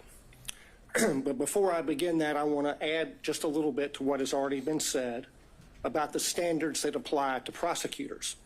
Our appellate courts have said often the administration of the law, and especially that of the criminal law, should, like Caesar's wife, be above suspicion and should be free from all temptation, bias, or prejudice so far as it is possible for our courts to accomplish it. The first occurrence of that I can find is Nichols v. State more than 100 years ago, 1915. The most recent, Registe v. State in the Supreme Court in 2010, although they don't refer to Caesar's wife. That requirement is also embedded in the prosecutor's statutory oath, 15-18-2, which requires impartially and without fear or favor discharge my duties as district attorney and take only my lawful compensation, so help me God. The general rule on conflicts of interest for lawyers is in Rule of Professional Conduct 1.7. And we all know, it's all drummed into us, that we cannot have a conflict of interest. And if we do, we have to withdraw or we will be disqualified. The basic idea is that a conflict of interest impairs the lawyer's independent professional judgment. That's the test of a conflict and whether it can be waived and whether it's disqualifying. And that conflict is not just financial. It can be any conflict that impairs your independent professional judgment, and you see that in McLaughlin v. Payne. The court asked what was a personal interest for purposes of disqualification. It's anything that impairs professional judgment. That's reflected in the ABA standards that were quoted by Mr. Merchant, which list the prosecutor's personal, political, financial, professional, business, property, or other interests or relationships. And that's really embedded in the prosecutor's oath to act impartially. And the earlier disqualification order by Judge McBurney was based on political interests, not financial. What my colleagues have described as forensic misconduct is also cognizable as a conflict of interest based on that footnote in the Williams case. The root of all of the problems that we see in this court right now is a conflict of interest arising from their individual personal interests in perpetuating and concealing their relationship. That's the original sin from which all of the other problems flow. There are 6 different actual conflicts of interest in this case, any one of which warrants disqualification, but collectively, practically compelling. First, the financial conflict that's already been covered. Second, the personal ambition, political ambition. Third, there's a dovetailed or complementary pattern of deceit and concealment of the relationship and the money. Fourth, the speech at the church. Fifth, the motion for protective order that the DA filed in Mr. Wade's divorce case. Sixth, the way the state has conducted the defense of this motion to disqualify, especially the hearing. On the financial piece, the court asked for a limiting principle and asked about materiality. The limiting principle is whatever impairs the independent professional judgment of the lawyer. That is applied routinely. We have a county code section that flatly prohibits gifts from contractors, period. We have, by analogy, the federal bribery statute, which has a threshold of $5,000, 18 U.S.C. 666. The court asked about burdens and inferences. The court can draw a negative inference from the state's failure to produce evidence to support the invisible magic cash balancing theory based on State v. Thomas, 311 Georgia 407, particularly footnote 19. As to the timing question that the court asked about, there were 2 contracts for Mr. Wade executed after they acknowledged the relationship began, each one of them afflicted or conflicted under county and common law. The second conflict is her political ambition, for which he was previously chastised by Judge McBurney, and that's also present in this book. The inside flap of this book says that they were given, quote, exclusive access to thousands of secret documents, emails, text messages, and audio recordings. The court has twice denied defense motions to unseal special purpose grand jury materials. She helped herself to get the glory of this book. I introduced certified copies of a number of county code sections. I'm not going to walk through those, but I'll tell you why they matter. The stack of law from the state constitution down to the county ordinances imposes a regime on the DA under which she has 3 obligations. She has to go to the county commission to get approval to pay him like she did. She cannot accept gifts from a prohibited source. She has to disclose the gifts that she received. She evaded all of those requirements.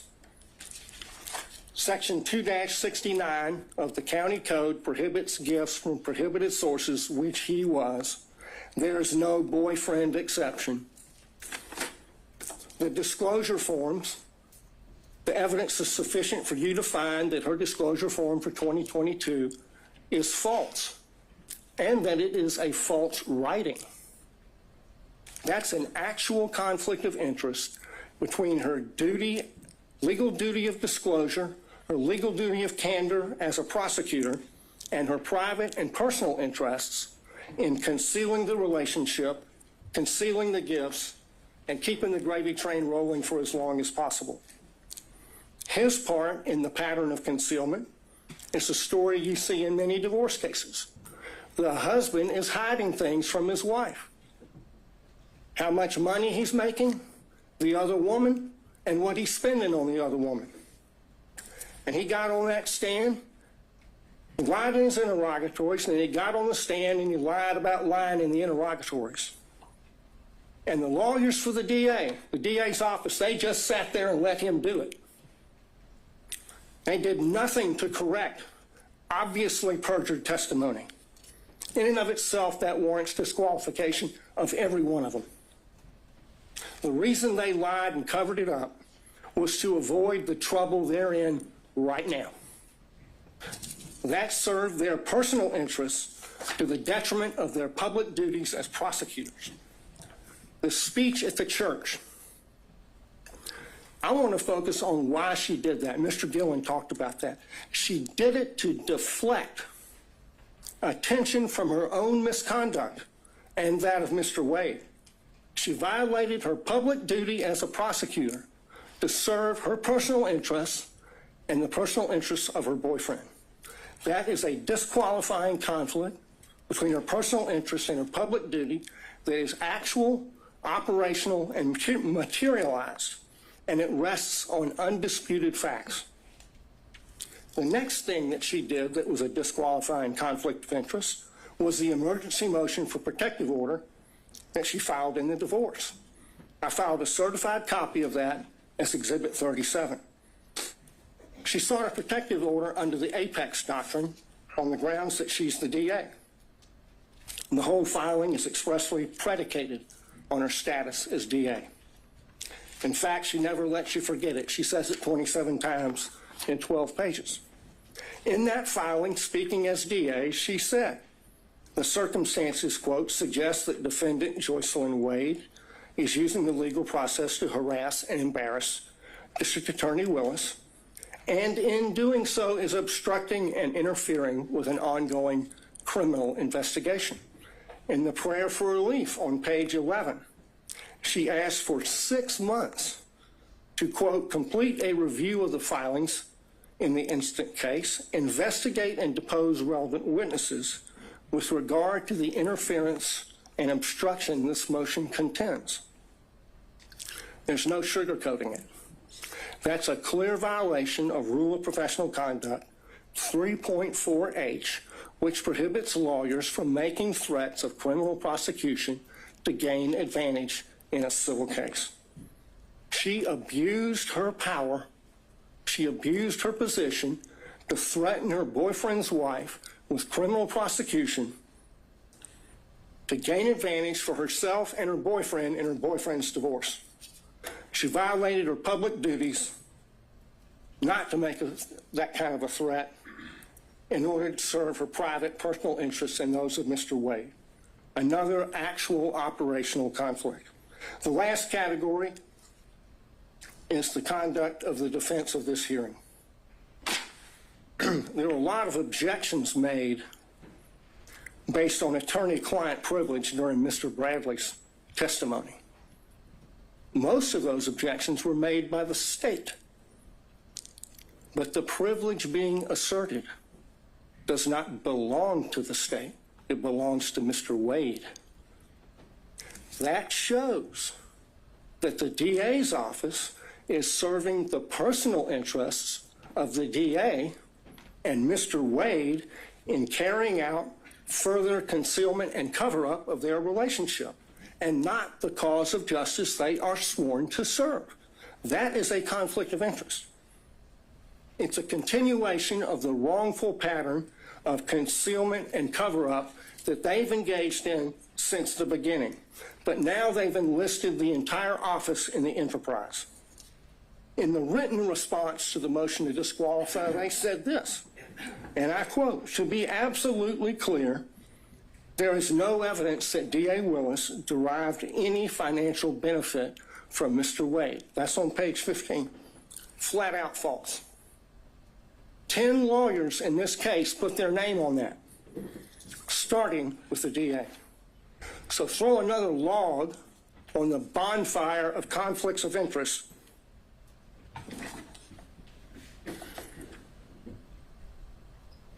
The problem here is the DA cannot distinguish between her personal interests and ambitions on the one hand, and her public duties as a prosecutor on the other, and apparently neither can anyone else in their office. Of the 6 conflicts I've identified, only one is subject to a conflict in the evidence. This is a case study in what happens when you operate under a conflict of interest. It's put an irreparable stain on the case. Think of the message that would be sent if they were not disqualified. If this is tolerated, we'll get more of it. This office is a global laughingstock because of their conduct.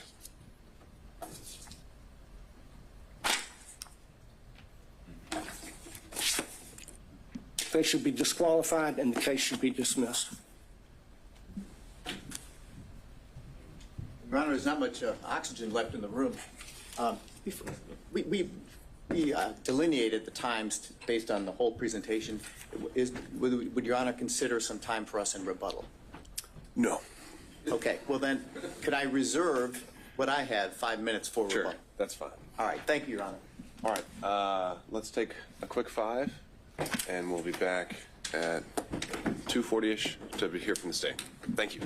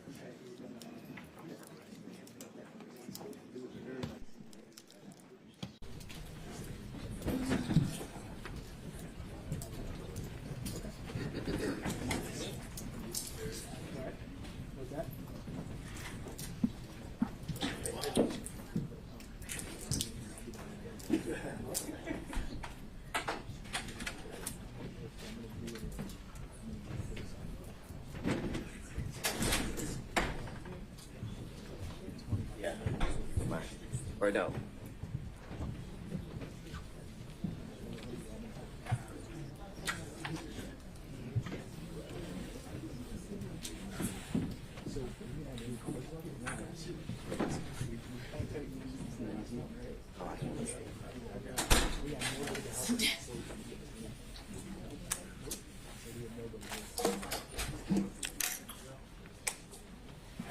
Sir?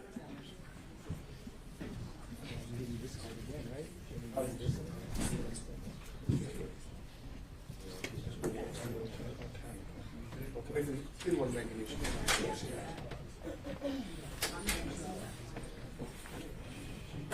Just me. Just me. It's gonna be me. Just sit.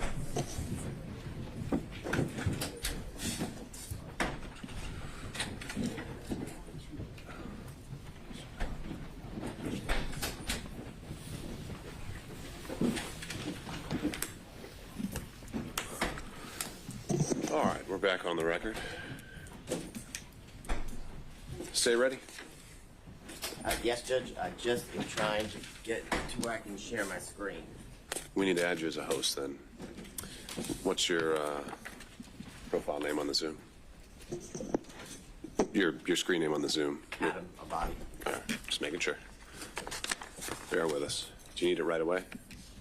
No, I can start without. All right, floor is yours. So good afternoon, Your Honor. I want to start with some of the things that were addressed over the last hour and a half. First, beginning with something Mr. Merchant referenced as it related to the comments that the state made in regards to the good faith basis in which was submitted to the court, in which defense counsel claimed the evidence would show. And I would strongly bring to the court's attention that the claims that were made were material misrepresentations. And what I will say to the court, and why I say that to the court, is because the representations that were made by counsel was that Miss Daisha Young, Miss Sonia Allen, Mr. Dexter Bonds, Investigator Hill, Investigator Green, Investigator Ricks, all of these people would be called, and Mr. Bradley would be able to impeach their knowledge by saying that he specifically in his presence or to him said that Miss Willis and Mr. Wade were in a romantic relationship, and that Miss Willis and Mr. Wade were cohabitating, that they all knew that. And I would submit to the court, we didn't hear from any of those individuals. Mr. Bradley impeached no one. And I say no one because he did not impeach Mr. Wade. In order to properly impeach a witness, you have to confront the witness with the specific statements. Mr. Wade, and you can look back at the YouTube of the entire hearings of the last couple days, Mr. Wade wasn't once confronted with a statement that he claimed or said, or that is claimed that he said to Mr. Bradley. The way you properly impeach somebody, you have to confront the witness. Here would be Mr. Wade, and once he makes a statement that you believe to be inconsistent, and you have a witness who can prove that inconsistency, that's when you call that witness. And when Mr. Wade was on the stand, not once was he asked, did you tell Mr. Bradley this in a confidential conversation in your conference room that was not covered under attorney-client privilege? That was not asked. The specifics of that conversation was not asked. So any testimony that Mr. Bradley testified to is impermissible. It is improper impeachment because they did not confront Mr. Wade with it. So that's where the state would begin with the comments that Mr. Merchant made about me referencing his wife as lying. I never called Ms. Merchant a liar. I never used those words. I don't know why she made the material misrepresentations. It could be because Mr. Bradley lied to her. I don't know the reason. But I can submit to the court that those were material misrepresentations that were made to this court on the day a few Mondays ago, as everyone was arguing the motions to quash certain subpoenas. I'd also bring to the court's attention that during that motion to quash subpoenas, certain subpoenas, Ms. Yurdy's attorney appeared, Mr. Partridge, and he made very clear on that Zoom that Ms. Yurdy had absolutely no knowledge of a romantic relationship and absolutely no knowledge of cohabitation. Those were the specific references that he made. So what I would submit to the court is those are considered adoptive omissions that his client has made based on the statements he made because of the representations she made to him. So, and I know that sounds convoluted, but what I would say to the court is Ms. Yurdy told Mr. Partridge, because Mr. Partridge told the court that she had absolutely no information about a romantic relationship, and she had absolutely no information as in regards to... So, but wait, are you making an argument I should make inferences based... Now, these would be attorney-client privileges, or communications then. She's communicating with Mr. Partridge about what her upcoming testimony is. That's why she's hired him, and you're telling me I should infer things based on her communications to him? Absolutely, because they're not attorney-client communications anymore when he discloses them to the court and everybody else as they watch the Zoom and attend the hearing. The difference is there was no request to go in camera. There was no request to go or to have a private conversation with you as was done with Mr. Bradley. That would have been the proper procedure. So yes, I'm asking you to infer that, 100%. I'm asking you to infer that her testimony was at best inconsistent. Because the testimony of Ms. Yurdy, when she testified, was vague, very little description. When asked in a very leading manner, is it true or do you know that Ms. Willis and Mr. Wade were in a relationship from 2019 into the time you were fired, you were forced to resign from the district attorney's office in March of 2022? She said yes. And then further, when pressed by Mr. Sadow, he talks about why she believed they were in a relationship. And what was interesting from Ms. Yurdy's testimony, that they were pretty close friends up until she left the DA's office, that she asserted to the court that on a yearly basis, Ms. Willis said, I'm in a relationship with Mr. Wade in 2019. Oh, by the way, I want to tell you again in 2020, because we're in a new year, I'm still in a relationship with Mr. Wade. And again, in 2021, the assertion is Ms. Willis then went back to Ms. Yurdy and confirmed, hey, I just want to reconfirm me and Mr. Wade are still in a relationship. It's absurd. It's absolutely absurd. More importantly, when Mr. Sadow asked her about why she believed that they were in a romantic relationship based on her own observations, she said something. He actually asked her, did you see him kissing or hugging? She said yes, but there was no description or qualification about when it occurred, what she actually saw, was it a kiss on the cheek, things of that nature. So I would ask you to frame her testimony from that standpoint when you're addressing her credibility, as the court is going to do with each and every witness that you heard during the testimony of all the witnesses during the hearing. I'm going to see if my screen will share.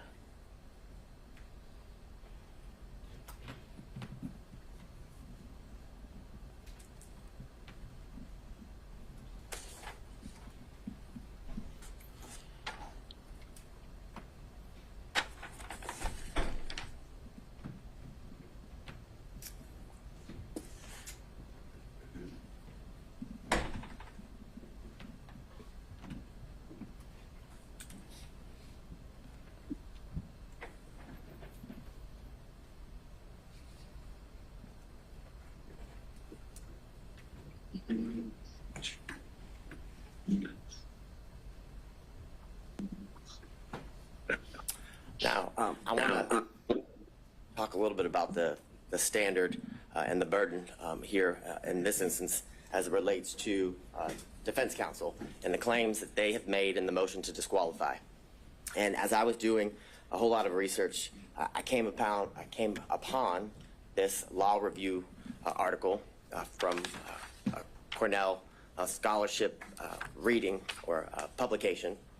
And they made very clear that courts have been relatively reluctant to exercise their power to disqualify prosecutors for any reason. And that goes along with the standard what the state would submit to the court is that the defense has to show an actual conflict. And in this instance, they have to show the actual conflict would be that Ms. Willis received a financial benefit or gain and did it based or got it based upon the outcome of the case. It doesn't make any sense. It makes absolutely no sense. And during the 3 days of the extensive testimony of all of the witnesses and the prolonged examinations of the witnesses by multiple the defense counsel, they still got nowhere. We're in the same position we were in on Monday.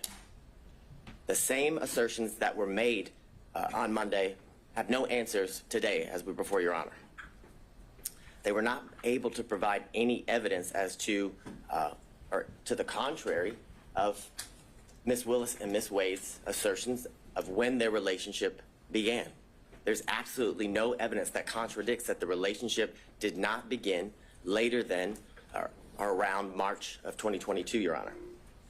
I'd further submit to the court, because of this failure, that their assertion or their request that, one, the indictment be dismissed. There's absolutely no evidence that the defendants in this case, their due process rights, have been harmed in absolutely any way. There was zero evidence. Not a single shred of evidence was produced through any of the exhibits or the witness testimony showing how their constitutional rights, their due process rights, were at all affected by the relationship that began in March of 2022 with Ms. Willis and Mr. Wade. And because of that, the motion to disqualify should be denied, and Ms. Willis, as the District Attorney of Fulton County, and Mr. Wade, as the special prosecutor assigned to this case, should be allowed to remain on this case and continue to prosecute the case to the end, Your Honor, until the trial is set by the court and is to begin. Now, the issues, obviously, you've heard a lot from defense counsel as to what the issues are for you to, I guess, determine. And here it would be the state's contention is that you must find that there's an actual conflict if you were or are to come to the conclusion that you should disqualify Ms. Willis and the District Attorney's Office. And looking at,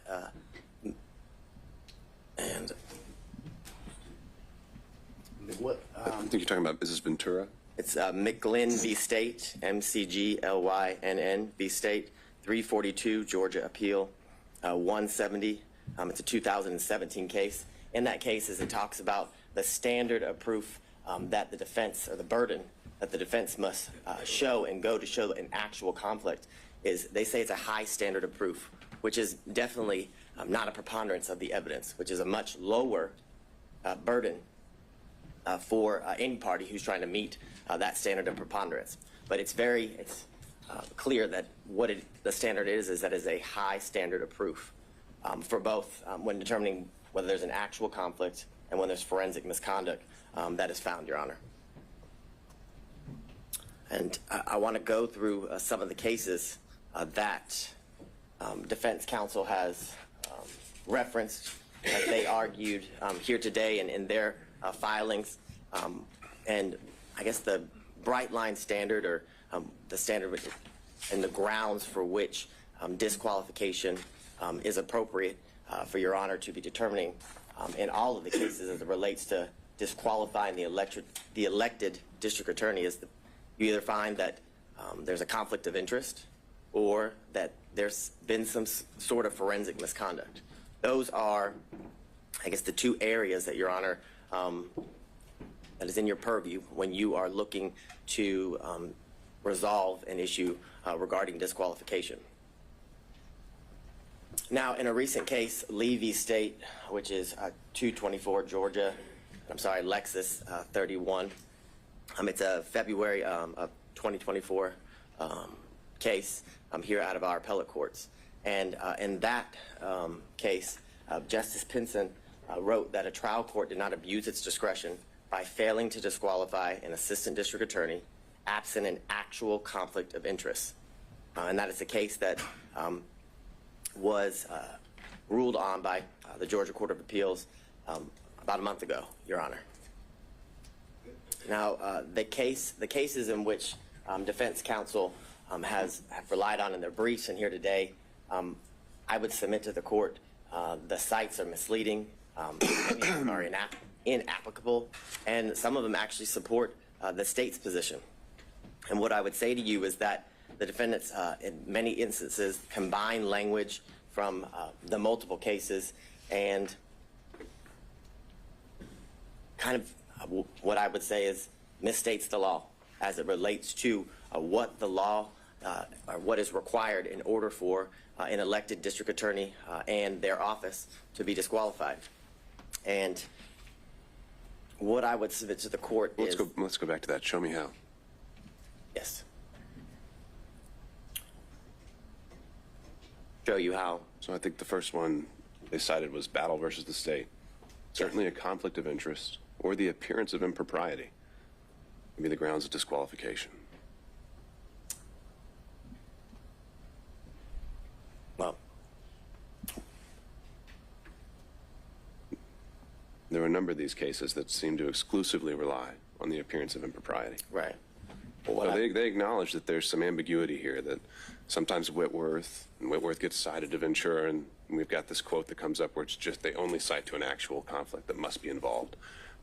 But they acknowledge the ambiguity. You're saying there's no ambiguity whatsoever. I am saying that, and why I am saying that, why I would submit that to the court, is in all of those cases, they do reference the appearance of an impropriety, but they reference that because they also find there's an actual conflict in each one of those cases. So your position would be, your review of the case law, there's never been an appellate opinion that relied only on an appearance of impropriety. As it relates to a prosecutor or district attorney, yes, that is what I'm saying. What I would say is in those cases, they do reference the fact that there is an appearance of impropriety, but they reference that fact because when you have an actual conflict, there's always an appearance of impropriety. And those are what those cases stand for.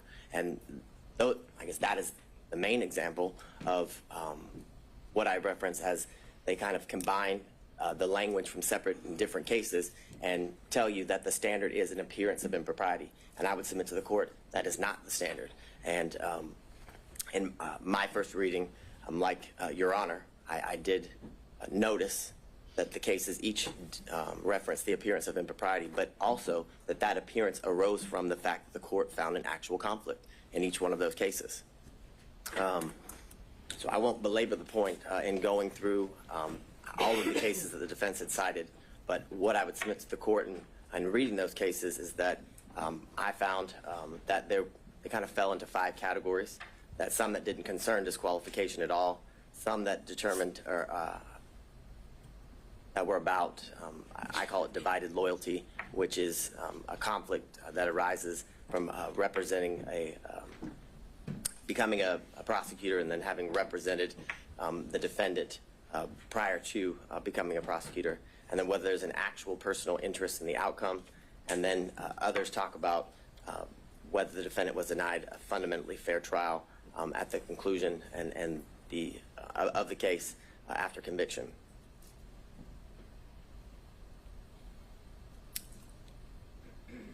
And these are some of the cases that defense counsel had cited within their brief that had absolutely no application to the issue that we're here before Your Honor today.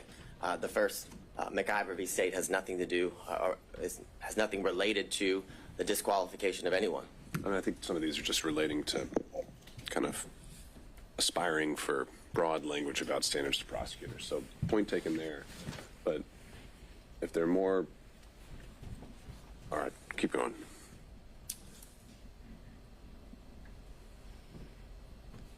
So as it relates to one of the cases that was referenced here earlier and is also referenced in some of the briefing by defense counsel is the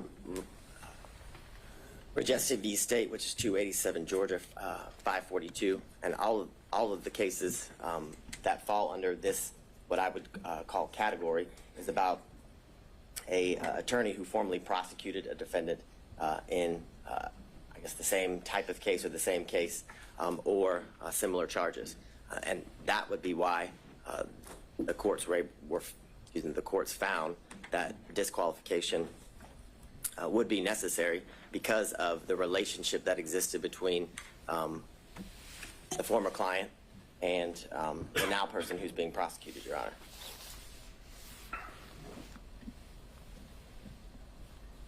The next series of slides just goes through what has been addressed as it relates to the standard that is required when dealing with the issue of disqualification, and the state would contend and submit to the court that the defense must show an actual conflict in order to have the district attorney disqualified, and that actual conflict has to be in the form of showing that Ms. Willis, in this instance, received a financial benefit or gain in relation to the outcome of the case. Like many of the cases that involve personal interest, Your Honor, it's all based on a contingency fee, where how much they're paid, or a bonus, for example, is dependent upon the outcome of the case. That's how one is to show that there's a personal interest in the case. We have none of that here. And I would submit to the court, we have absolutely no evidence that Ms. Willis received any financial gain or benefit. The testimony was that Ms. Willis paid all of the money back in cash as related to the trips, and if didn't pay back in cash, it was all right. Let me explore this one a little bit. Mm-hmm. So, in addition to you're saying it's only an actual conflict. Are you also saying that it's only if a financial interest is affecting the final result, the outcome? That's the only one we should be worried about? Or is it that the prosecution as a whole is what we should be looking at in terms of a stake? So what I'm thinking of, I'm just going to try and come up with some hypos here. What if ADAs are given a bonus for every motion to suppress they win, $1,000 per Fourth Amendment claim they win? Well, now they've got an incentive, if one of their officers is lying, not to tell you about it, because they want to win that motion to suppress. But maybe that doesn't affect the outcome, because you can win a motion to suppress or lose it, and that doesn't decide whether it's going to be a guilty or not guilty verdict. But doesn't that affect the prosecution of the case, if not the outcome? Yes, I would definitely agree that that would be an instance where disqualification would be necessary and appropriate, because it's a situation that involves a contingency fee, and I would submit to the court that it actually does end up affecting.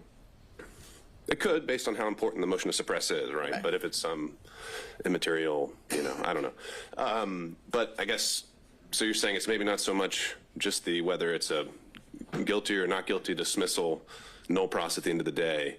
It is actually the conduct of the prosecution that should be looked at throughout the course of the prosecution. Correct, as it relates to how it affects the prosecution, which I would submit to the court ultimately is going to affect the end outcome of the case. If you have a contingency fee based on winning, or how, if you win a motion to suppress, and if you win, you get, a bonus, as Your Honor referenced. I think that is ultimately going to affect the end outcome of the case, because, as Your Honor just said, if there's an instance where an officer is lying, or where there isn't a good faith to go forward with that motion, the prosecutor would go forward with regardless, because of the contingency fee, which not only affects the prosecution at that point of the proceedings, but ultimately is going to affect the entire case, because if they were to win a motion to suppress, or I guess the motion would be denied and the evidence wasn't suppressed, knowing that they didn't have a good faith basis to go forward affects the ultimate outcome of the case. So I think it's twofold, as Your Honor has referenced. I think it's at that part of the procedure or the proceedings would definitely qualify for a reason necessary to disqualify a prosecuting agency, but ultimately that action during the procedure will lead to the ultimate outcome of the case being or hinging upon a contingency fee like the ones in the cases referenced by counsel and the state that are on the screen.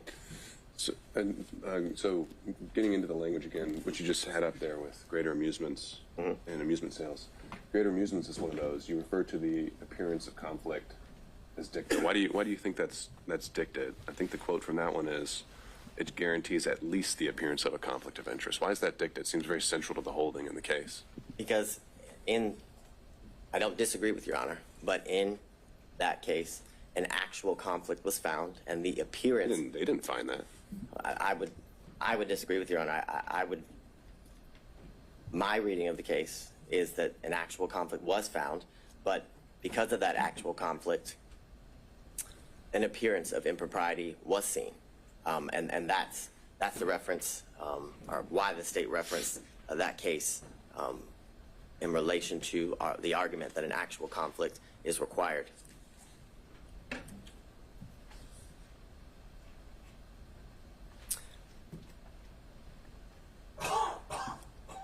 In the series of cases, Young, that was referenced by defense counsel, as well as Nichols v. State, are both instances where there's a personal interest in the case due to the situation and where at one point they were opposing parties. And of course, there's a personal interest or stake as it relates to prosecuting an opposing party in a civil claim, which are what both of those cases reference, which shows that there's an actual conflict of interest that relates to the personal gain of the specific prosecuting agency. And what do you make of Nichols' reference to, it's an older case. Sometimes the language can be what we're not accustomed to seeing, but there's, they refer to the metaphor of Caesar's wife, and generally when that's used as a ethical standard, that's something that goes beyond just an actual conflict, right? Isn't the beyond reproach getting more into appearance world?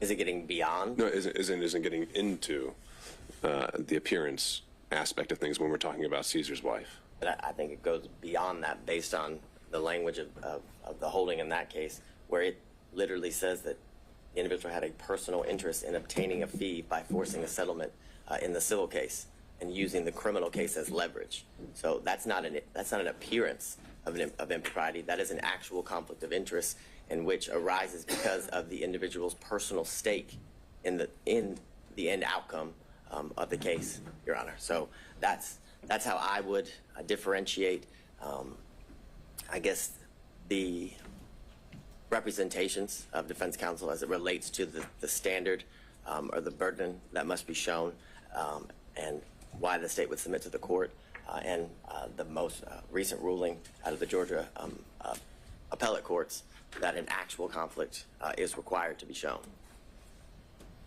So I'm going to skip through these series of slides.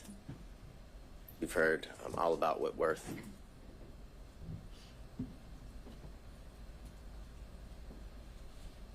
So I go back to what we referenced earlier, what's been referenced by all parties, that the grounds in which a district attorney can be disqualified is where a conflict of interest is found, and where there's forensic misconduct that is found. Those are the two grounds that are to be, I guess, are within the purview of the court as it relates to the issues here. And again, I go back to the most recent case that was Justice Pinson wrote about, and that there must be, that by failing to disqualify the assistant district attorney absent an actual conflict of interest. I think the language there is very clear, and I think it's very controlling, and I think it's purposeful, I would submit to the court, because an actual conflict of interest is what is required in order for a district attorney to be disqualified, because the cases make very clear, and through the precedent relating to this issue, that a disqualification of a district attorney is the last, for lack of better words, ditch effort that should be exercised as it relates to the court in curing certain conflicts that may arise. I think the case law is very clear that every effort is supposed to be made instead of, or I guess in lieu of, disqualifying the district attorney unless an actual conflict of interest is what's found, Your Honor. And it can't be cured.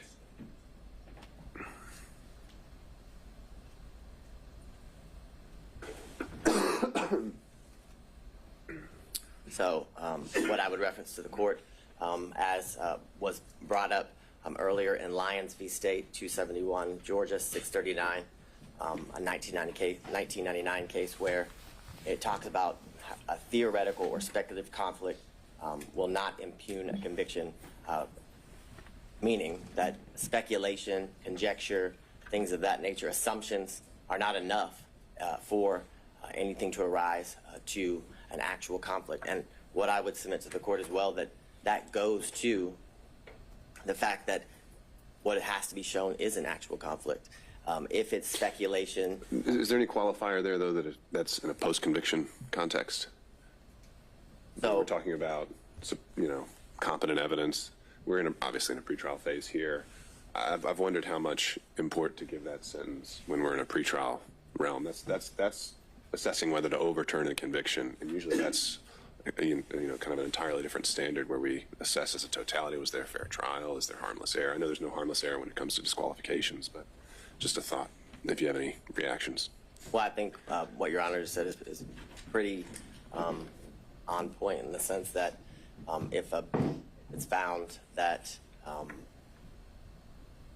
if the trial court either applied the wrong standard or should have disqualified the district attorney, it leads to an automatic reversal, like you said, and it goes back to the trial court. And I think that is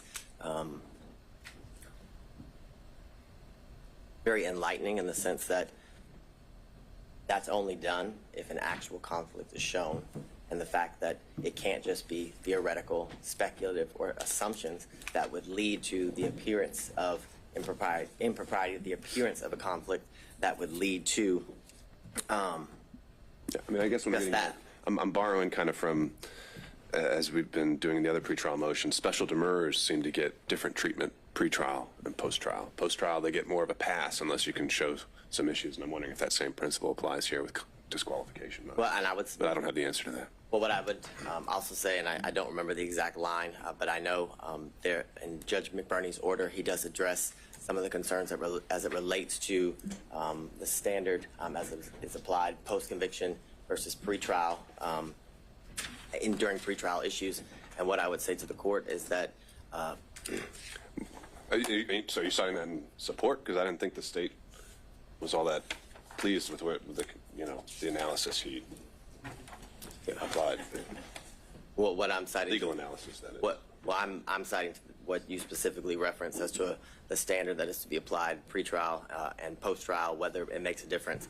And what I would say to the court is the answer is no, as it relates to the speculative nature of the allegations or the claims made by defense counsel as it relates to whether a conflict actually exists, Your Honor.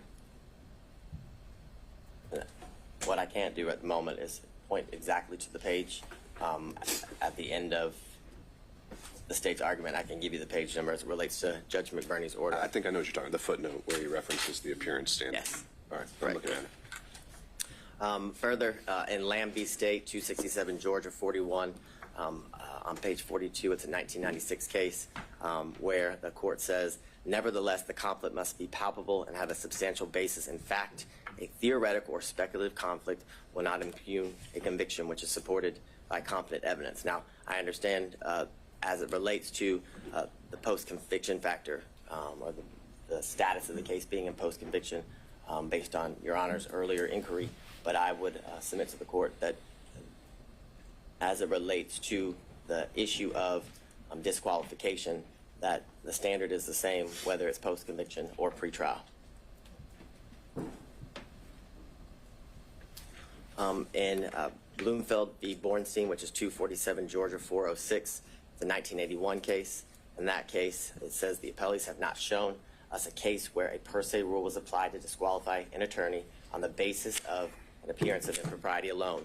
The Georgia cases cited by the appellee do not stand for the proposition that a trial judge is authorized in Georgia to disqualify an attorney solely on the basis of an appearance of propriety, which further goes to the state's submission to the court that the standard is that an actual conflict must be shown, and that conflict that arises shows that there's a personal stake of the district attorney as it relates to their personal financial gain that's being alleged.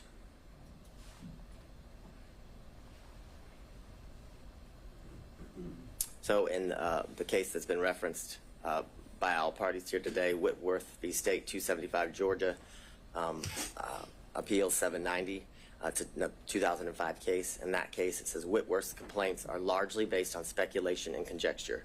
Applying any evidence standard to the record, it is clear that the trial court did not abuse its discretion in denying Whitworth's motion to disqualify Morgan based upon his personal interest in his conviction. Aren't we past the speculation and conjecture aspect of this, though? I mean, the original and the core of the financial allegation was that there is a relationship and that money has changed hands. There's maybe still an open question of where the ledger stands, but I think it was conceded that that balance could run in one way or in the district attorney's favor. Is that contested? Yes. What's not contested is that a relationship did develop between and that purchases were made back and forth. That's the state's position. That is the state's position, but they were made back and forth. The purchases were made back and forth, either to equal the money that was spent by one party or the other, and if that wasn't done, cash was exchanged in order to equal the costs that were paid by either one of the parties. Right. But that's a facted issue, whether it was, split even, or whether it goes a little bit one way or another, or whether it's all the way $10,000 one way or another. That's a facted issue as a result of the hearing, but it's no longer just the theory that money changed hand is no longer speculation or conjecture. Well, I agree that money actually changed hands is not speculation and conjecture, but whether that money that changed hands had any financial benefit or gain to the district attorney, that is all speculation and conjecture. I would submit to the court. Absolutely all speculation and conjecture to harass and honestly embarrass the district attorney based on some of the questions that were asked that had absolutely nothing to do with the proceedings that we were here. For example, the lien on her alleged house, that was highly irrelevant, had nothing to do with the proceedings and the exchange of money between the district attorney and Mr. Wade. The point of that line of questioning was to, again, embarrass and harass the district attorney in a way that was very public, and in a way that was to impugn her character as it relates to that line of questioning in front of the court, in front of anyone watching the proceedings as it unfolded. And the language in Whitworth, I would again submit to the court, requires that an actual conflict must be shown, which is why the reference to speculation and conjecture is again a reference, because speculation and conjecture leads to or equals an appearance of impropriety, not necessarily an actual conflict, which I submit to the court is what is required based on the case law.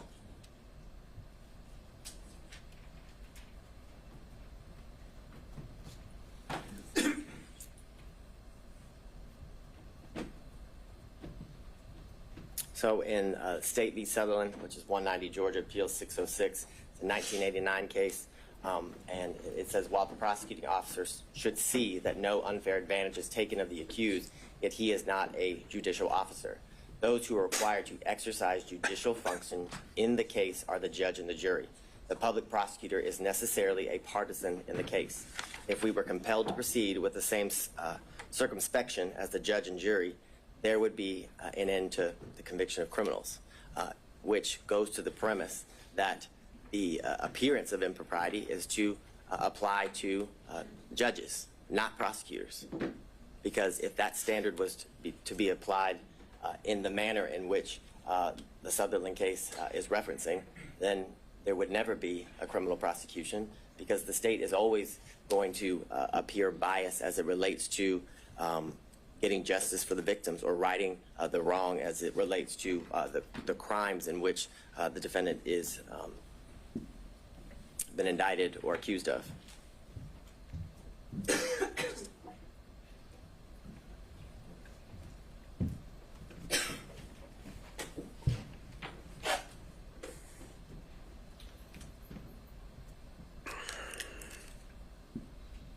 So I want to move into I guess the evidence that Your Honor saw and heard during the last couple of days, 3 total days of testimony as it relates to the witnesses. You heard from Ms. Yurdy, who the state would contend is a disgruntled former employee. You heard from Terrence Bradley, also someone who is a disgruntled former partner. The text messages in the state's opinion show that he is vengeful. You heard from his own testimony here sitting before the court that all he did was speculate, and any information that he had and garnered and then passed on to Ms. Merchant was mere speculation. I believe he said that over and over again when asked if he had personal knowledge. My recollection is around 15 times he said he had absolutely no personal knowledge of a romantic relationship between the DA and Mr. Wade. You also heard from the special prosecutor, Mr. Wade, a former judge. You heard from the 80th governor of the state of Georgia, Roy Barnes. You heard from the first female elected district attorney of Fulton County, and you heard from her father, who was a 40-plus year practicing attorney in good standing when he left the practice of law. And what I would submit to the court is that Ms. Yurdy's testimony was nothing more than inconsistent at best, based on what I referenced to the court earlier as it relates to the representations that were made by her counsel prior to. Are those in evidence? Would his responses during a motion to quash, which weren't subject to cross-examination by defense attorneys, weren't even part of the evidentiary record of the hearing? Again, I'm just kind of puzzled by that. You didn't ask the question of Ms. Yurdy, what did you tell your attorney before coming here? And then we could have dealt with privilege issues and whatever else. I would agree with the court. It's not in evidence, but it was a statement by an officer of this court to the court during a hearing related to her testimony and how we would proceed with her testimony in this hearing. But it's clear that what was represented as to why she would not have, I guess, be an appropriate person to testify was that she had absolutely no knowledge of the romantic relationship. That was the basis of why her counsel was saying that she shouldn't have to testify, that she shouldn't be compelled by the court. So then under that theory, if accepted, where did the incentive arise between Monday and Thursday for her to completely change things around? Where did the incentive arise? So she was fighting so hard to avoid the, if we're going down that road you proposed, she was fighting to have not to come in here and testify at all. And then she comes in here and testifies. Why would she have testified the way she did if she didn't want to testify so strongly? If we're going down this road of trying to just gauge her interests and these kind of things, I don't know if I'm quite following that theory. And I can appreciate that, but I would say the reason she didn't want to testify, I would submit to the court, is because this is an incredibly public forum where she would have to testify against a former friend and a former boss. And I think the change, I wouldn't qualify it as an incentive. What I would qualify it is ultimately when she was forced to testify, right, a motive and a bias as to why she testified in the manner in which she did. When asked by Ms. Merchant as to the reasons for her leaving, she kind of danced around the issue. And then as Ms. Cross asked her about whether she resigned or forced to leave, she was fired, she came out and said she was given the choice: you can either resign, but either way you're leaving. You're fired, or you can resign in a manner in which, she wouldn't be officially fired, when she's trying to get future employment and things of that nature. So I would submit to the court that there's absolutely no incentive. An incentive is not why Ms. Yurdy's testimony changed, or the state would contend her testimony changed, but it was the reason she testified the way she did was because of her bias towards the DA, which gave her motive to what the state would contend is be less than honest before the court. And I would. But if we're going to draw inferences based on her fighting the subpoena, why would she have fought it if she had such a bias and wanted to say these untruths? Because she didn't want to come on national television and have to be exposed to the things that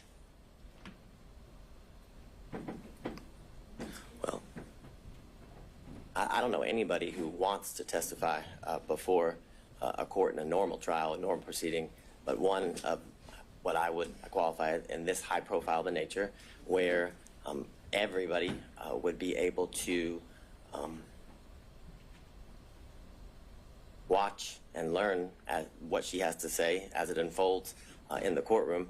And I'd further submit to the court, there is reference to she left the DA's office in the text message that were submitted in, I believe, what is it, Defense Exhibit 39, that it's because she released confidential information in the DA's office, from the DA's office, that led to her firing, that she wasn't. And I know I'm just because it's more conversational, which I appreciate. I know I might be getting you off script, so I don't want to use up all your time if you need to get through some other things. Next, Terrence Bradley, and I believe the one thing that the state and defense counsel can agree on, that he was less than honest at times during the proceeding and during his testimony. He, when pressed or asked by Mr. Sadow why he was fired, he basically chalked it up to a dispute between partners in a business. But when pressed by Ms. Cross, it was clear that that wasn't the reason. And what I would submit to the court, what has been referenced by defense counsel as baffling as to why the state would go into such a topic area. The state, as all counsel has when appearing before the court, has a duty of candor. And when Ms. Cross knew she was going to have to cross Mr. Bradley, she knew he lied. And she had a duty of candor to the court, in the state's opinion, to expose that. More importantly, it goes to his credibility and the statements that had been represented by defense counsel that he allegedly had made in the past. So it was important to bring that to the court's attention, because when a witness is testifying, the court is assessing their credibility and determined to whether to believe the veracity of the statements made by the witness or not. So that is the most important factor when determining whether somebody is telling the truth or a lie. Furthermore, he reluctantly, when pressed, finally admitted that he paid off the assault victim. Eventually it started with an escrow account and led to he did pay off the victim in that case.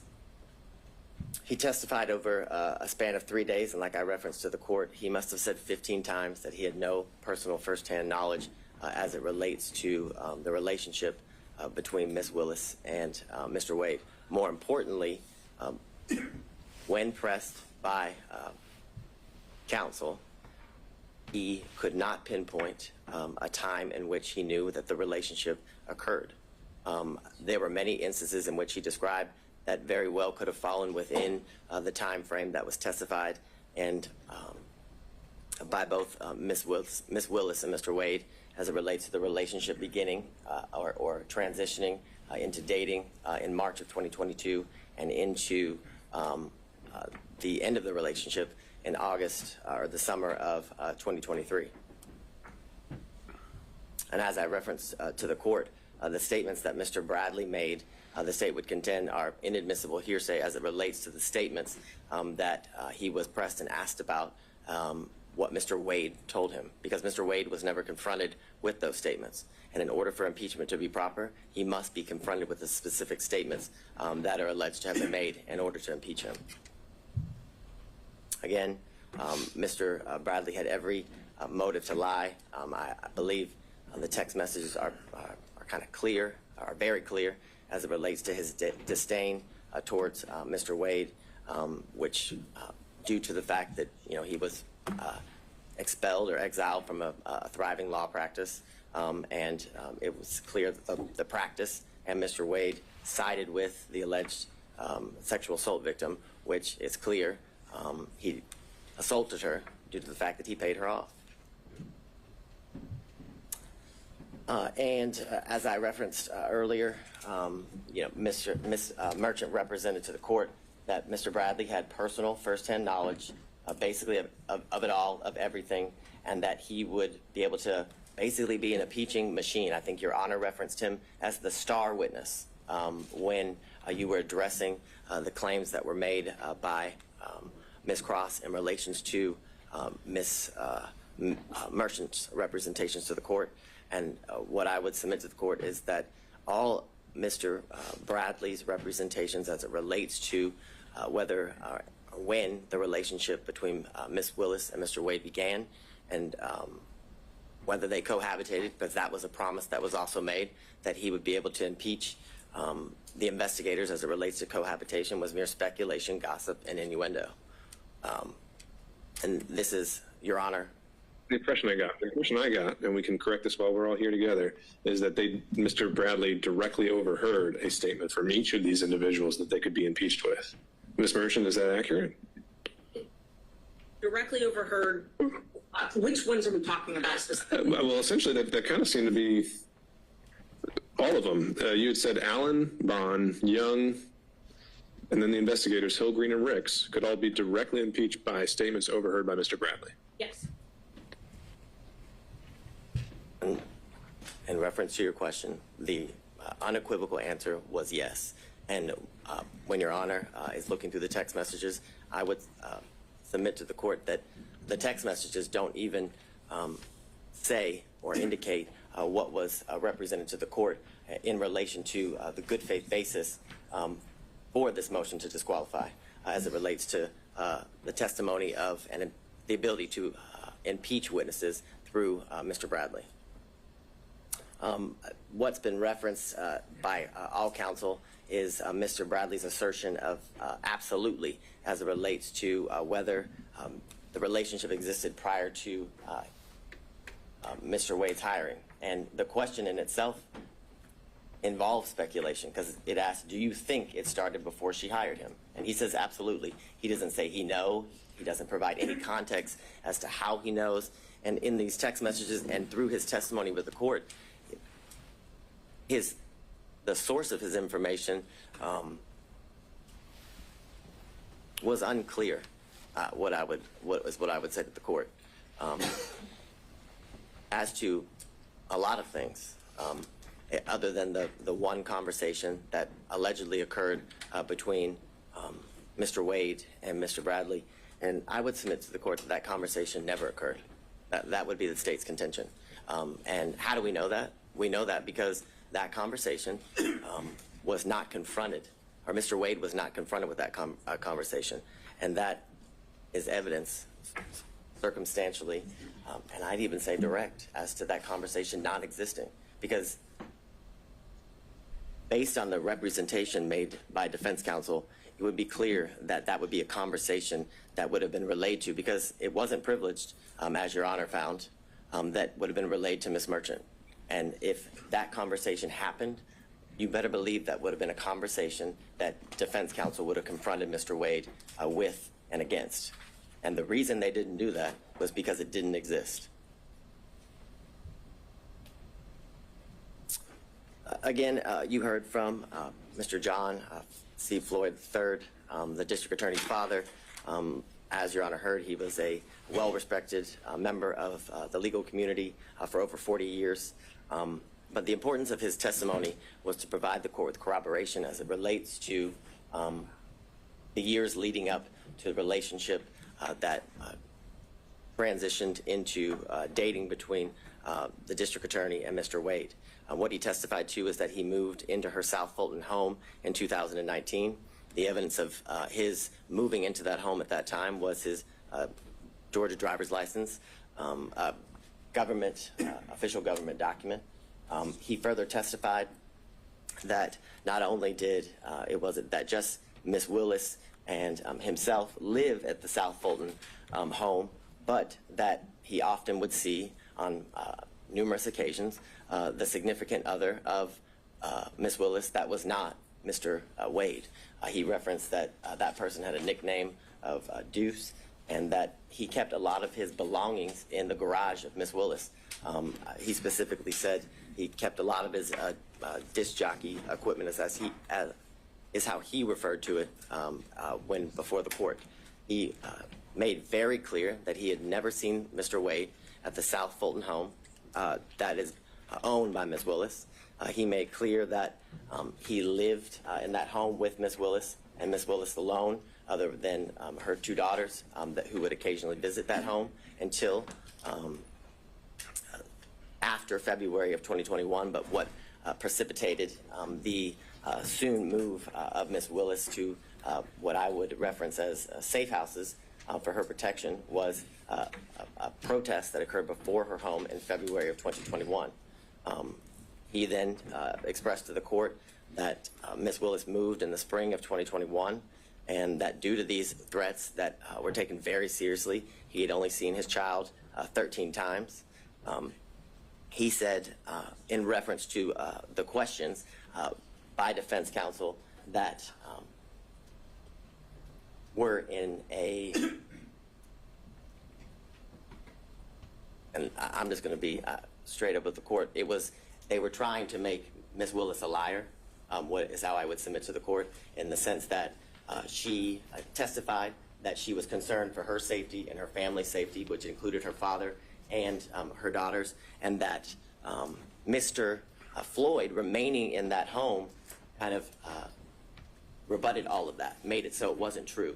But he testified that he stayed in the home because it was a home that she had put her blood, sweat, and tears in and was able to buy, and that he stayed in the home because there was constant officer presence. He told the court that he bought extra security equipment. He even went as far to tell the court that he slept in different rooms on different nights because he felt his safety was in such a concern. So I would submit to the court that line of questioning was done in an attempt to discredit Ms. Willis, but failed. Would be how the state would characterize it.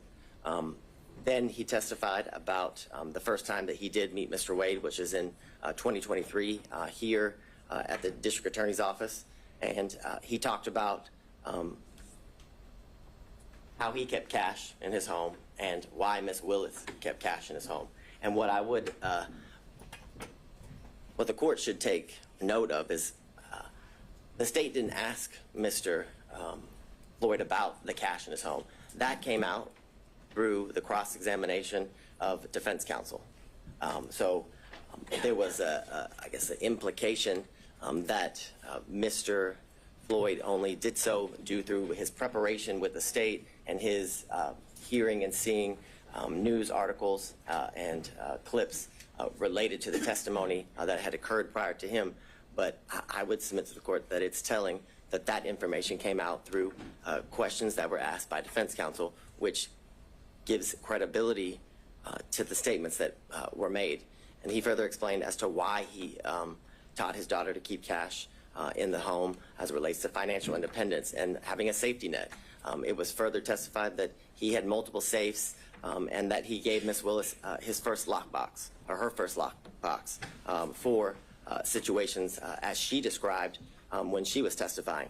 And what I want to make clear is during Ms. Willis's testimony, it was pressed about the cash and where she kept it, did it follow her, where she laid her head, and things of that nature, trying to further discredit the practice that she had as it relates to keeping cash in her home and why she had the ability to pay cash to Mr. Wade and other people and for other situations.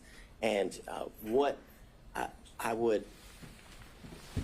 the court should take note of is that there was no evidence that controverted that at all.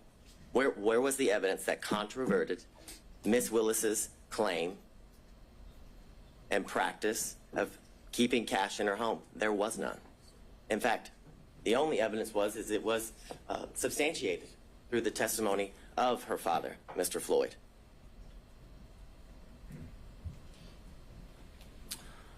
Furthermore, you heard from former Governor Roy Barnes, and his testimony was significant and important because how I would phrase it, Your Honor, is it debunks. Let me on this point, and I think you might have had a more recent opportunity to review his testimony than I have.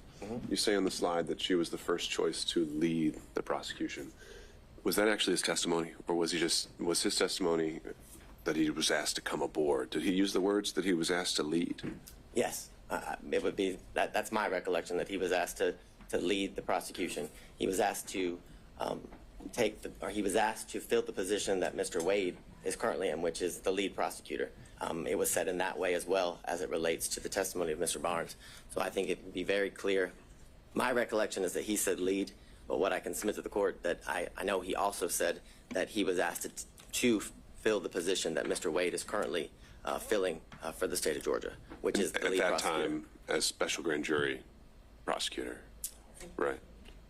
Yeah, the special, I guess, yeah, as the special prosecutor, lead the investigation, which led to the ultimate prosecution that we're here before Your Honor today. He also indicated that the reason he turned that job down was because it didn't pay enough. He said he had mouths to feed at his law firm, and that he also didn't want to live the rest of his life with bodyguards, because he had lived that for the years in which he was the governor of Georgia.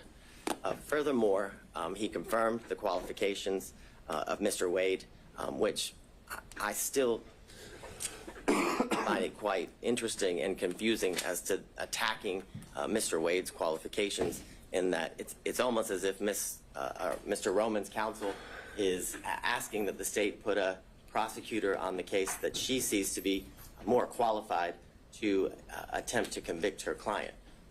It's an interesting argument, and it's one that makes no sense.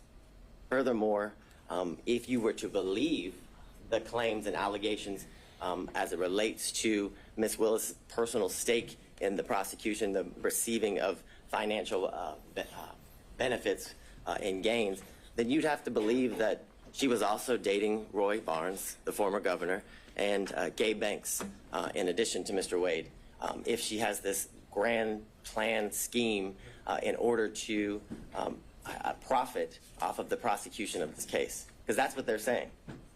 Or they're saying that she telepathically or prophetically was able to know that Mr. Barnes and Mr. Banks would turn down the position so she could then hire Mr. Wade. It's ridiculous. It's absurd, and it's desperate. It's a desperate attempt to remove a prosecutor from a case for absolutely no reason, Your Honor, other than harassment and embarrassment. This slide, and we've been through a lot of the testimony. And I should be clear there, it was not introduced in evidence that Mr. Banks turned her down, right? How's that part of the record?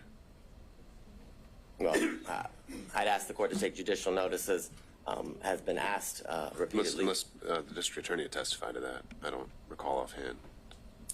I will be frank with the court. I don't recall if Ms. Willis testified to that exact fact, but I know that Mr. Banks represented that to the court during Monday's hearing as it relates to the allegations that were made. I understand Your Honor's position as it relates to that. I'm just trying to make sure we know exactly what is in the evidence and is not, but regardless, I think your point is made. I think it's an evidence of the record as it relates to, I guess, the issues that led up to the actual hearing of this case.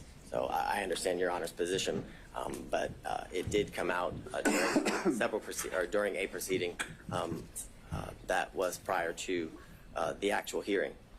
This slide is just a chart showing kind of the testimony of both the district attorney, Ms. Willis, and Mr. Wade, as it relates to how they met, how or when Mr. Wade became the special prosecutor, when their relationship evolved into a romantic one, talking about the trips in which they took after their relationship evolved into one that became romantic, and when it ended.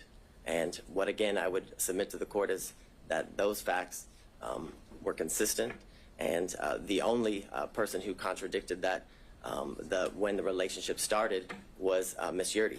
And what I would bring to the court's attention is that it was represented to the court that Ms. Yurdy was a witness other than Mr. Bradley who could bring to the forefront this issue of cohabitation. And when pressed and when asked about it, Ms. Yurdy had absolutely no information as it relates to this alleged cohabitation. It was false. She said she had no information. She was asked about trips. She said she had no information about the trips.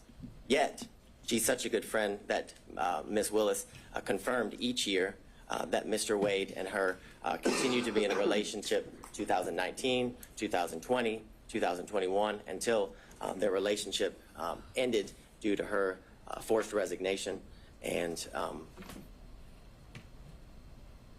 splintering of their friendship, Your Honor. I guess several exhibits obviously were tendered in. Most of them were exhibits that came from the sealed divorce of Mr. Wade and Ms. Jocelyn Wade, contracts for legal services, trip itineraries, and the text messages. And I would specifically reference prior to today, the only text messages that were before Your Honor were Defense Exhibits 26 and 27, which it's the assertion of defense counsel that what those show is that Mr. Bradley had information as it relates to the relationship starting prior to March of 2022, and that's just false. Those text messages do not contain that. It does not pinpoint, just as Mr. Bradley couldn't, when the relationship actually started. And furthermore, you have the testimony and the evidence of the text messages that it was mere speculation. If you, as Your Honor reviews the full chain of text messages, it is clearly Ms. Merchant and Mr. Bradley going through what I can describe as nothing else other than a mere fishing expedition between the two of them at first, because it's asked about certain members of the DA's office who would have information as it relates just specifically, for one, Ms. Young. It is asked whether she would have information, and he had no idea. He said he assumed, he was speculating. And that is the same as each person that was subpoenaed in reference in the text messages. All of that was speculation. And you know it was speculation because not a single one of them testified. That's telling. Because if it wasn't mere speculation, if it wasn't mere gossip, and if it wasn't mere conjecture, each one of those people who were subpoenaed would have been called to testify, like District Attorney Willis was, like Mr. Wade was, in order to be confronted and then impeached by Mr. Bradley. You've heard, obviously, about the phone records, and I have a maybe, because whether it comes into the purview of Your Honor as it relates to the determination Your Honor is to make as it relates to the disqualification of the district attorney. You also have the affidavit from the employee who worked at the winery who confirmed that Ms. Willis did, in fact, pay in cash up to more than $400. And I understand that this is part of the proffer of the state, but it's important because that is a witness who the state didn't go find. That is a witness who went to CNN in order to confirm what Ms. Willis testified to, further giving her statements credibility and credence before the court. You heard about... well, before we move on from that one, other than the foundational concerns, would you have a response to the proffer of the cell phone records? I have, I'll get to that now. I was going to get to it later, but I have several foundational concerns as it relates to the cell phone records. I don't think I've ever, as Mr. Sadow's motion makes very clear, the state uses cell phone records routinely. And I would agree with that. We use them routinely. But we use them with an expert. And they're always challenged. Right. So, like I said, in the interest of time, setting aside the foundational concerns. Oh, I thought you were asking about them. No. Focusing on the substance of them, assuming that it would be admissible in the guise that he's proffered. Maybe you have that further up, but what's the reaction to that? So what I would say initially is that due to the fact that they were analyzed by someone who was a non-expert, the analyzation of those cell phone records were not properly peer-reviewed.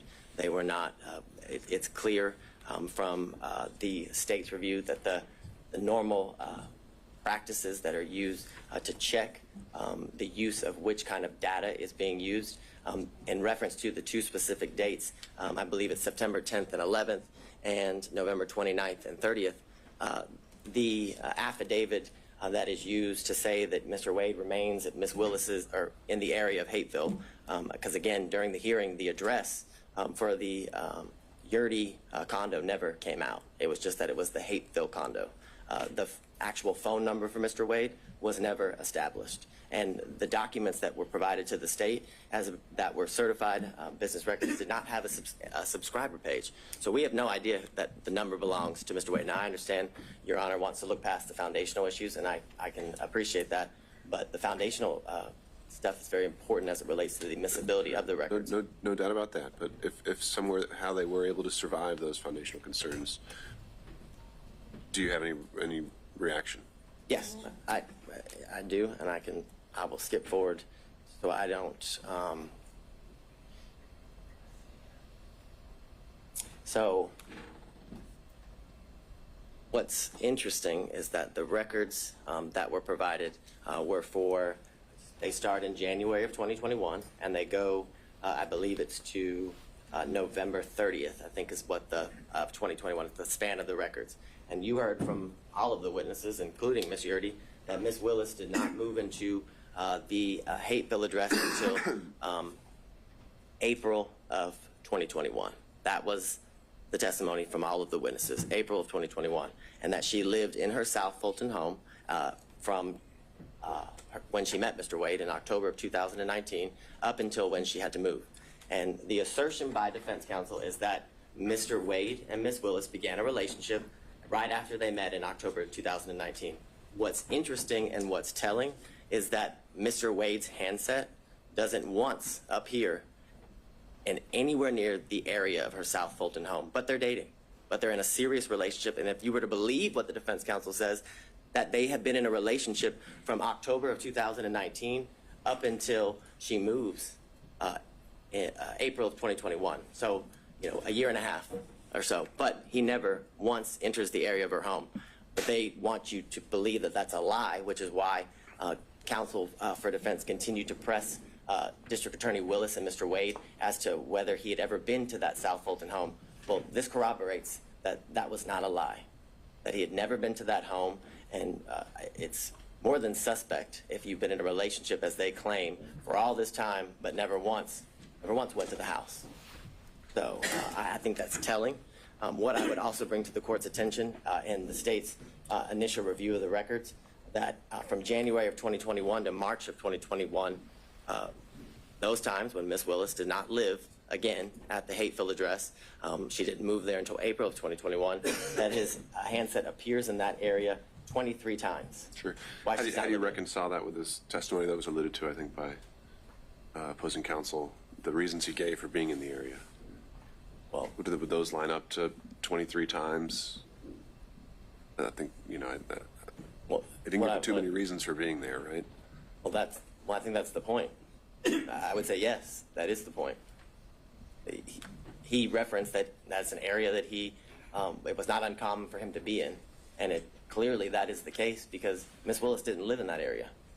So again, it's further corroboration as to what Mr. Wade indicated to the court. And after Ms. Willis moved into the condo in April of 2021, they appeared 35 times. Now, I want to make clear to the court, both Ms. Willis and Mr. Wade never denied that he had been to that condo before.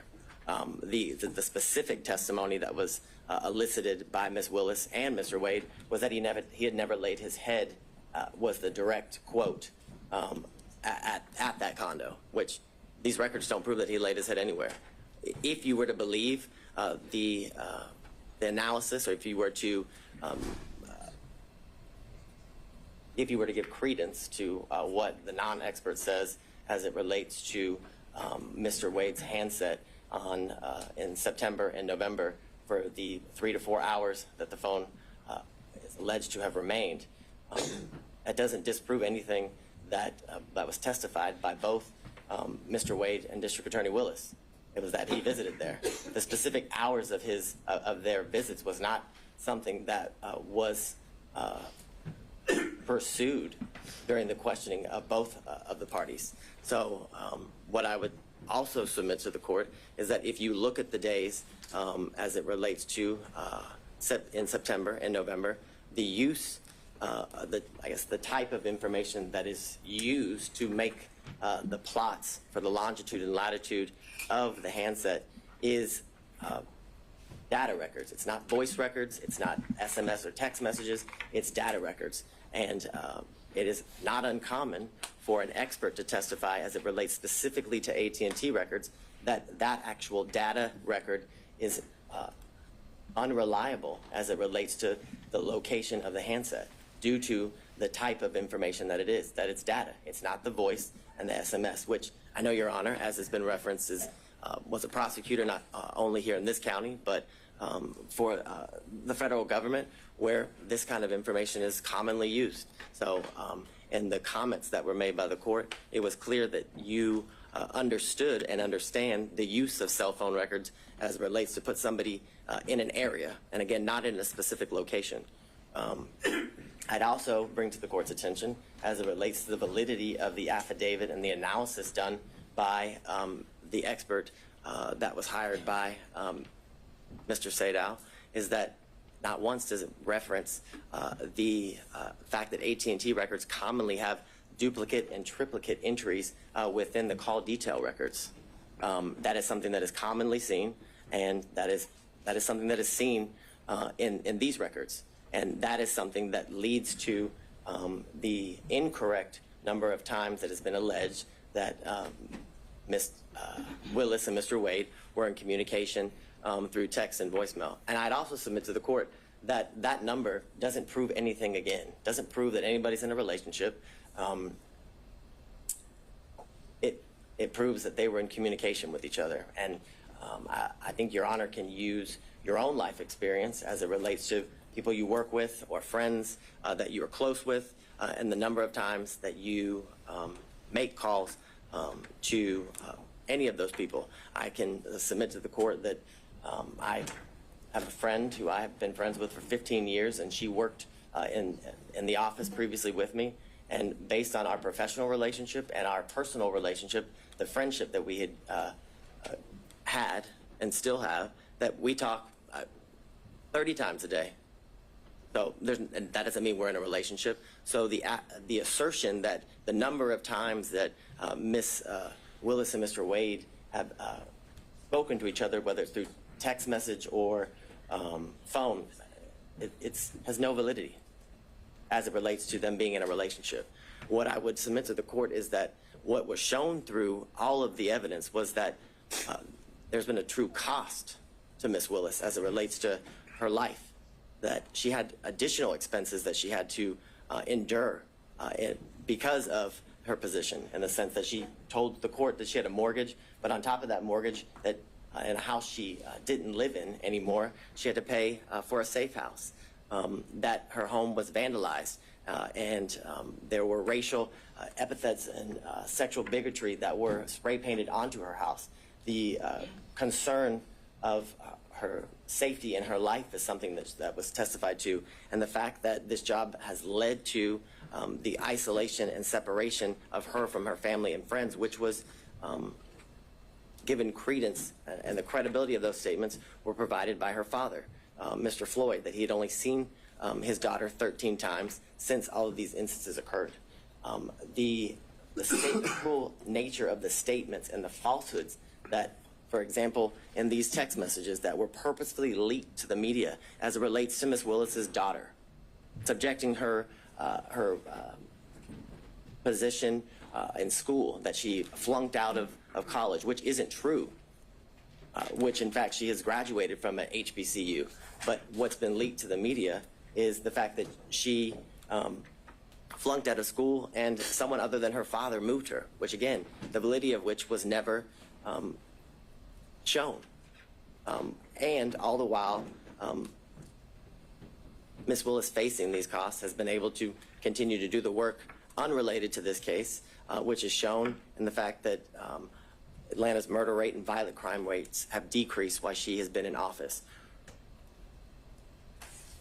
What was shown through the testimony of all of the witnesses and through the evidence that Your Honor heard was that there wasn't an actual conflict, that the defense failed to provide any sort of actual conflict in relation to Ms. Wade's, I guess, the relationship that transpired from the relationship between her and Mr. Wade, and that there was absolutely no evidence of a financial benefit that she gained as it relates to the prosecution of this case and the ultimate outcome of the case.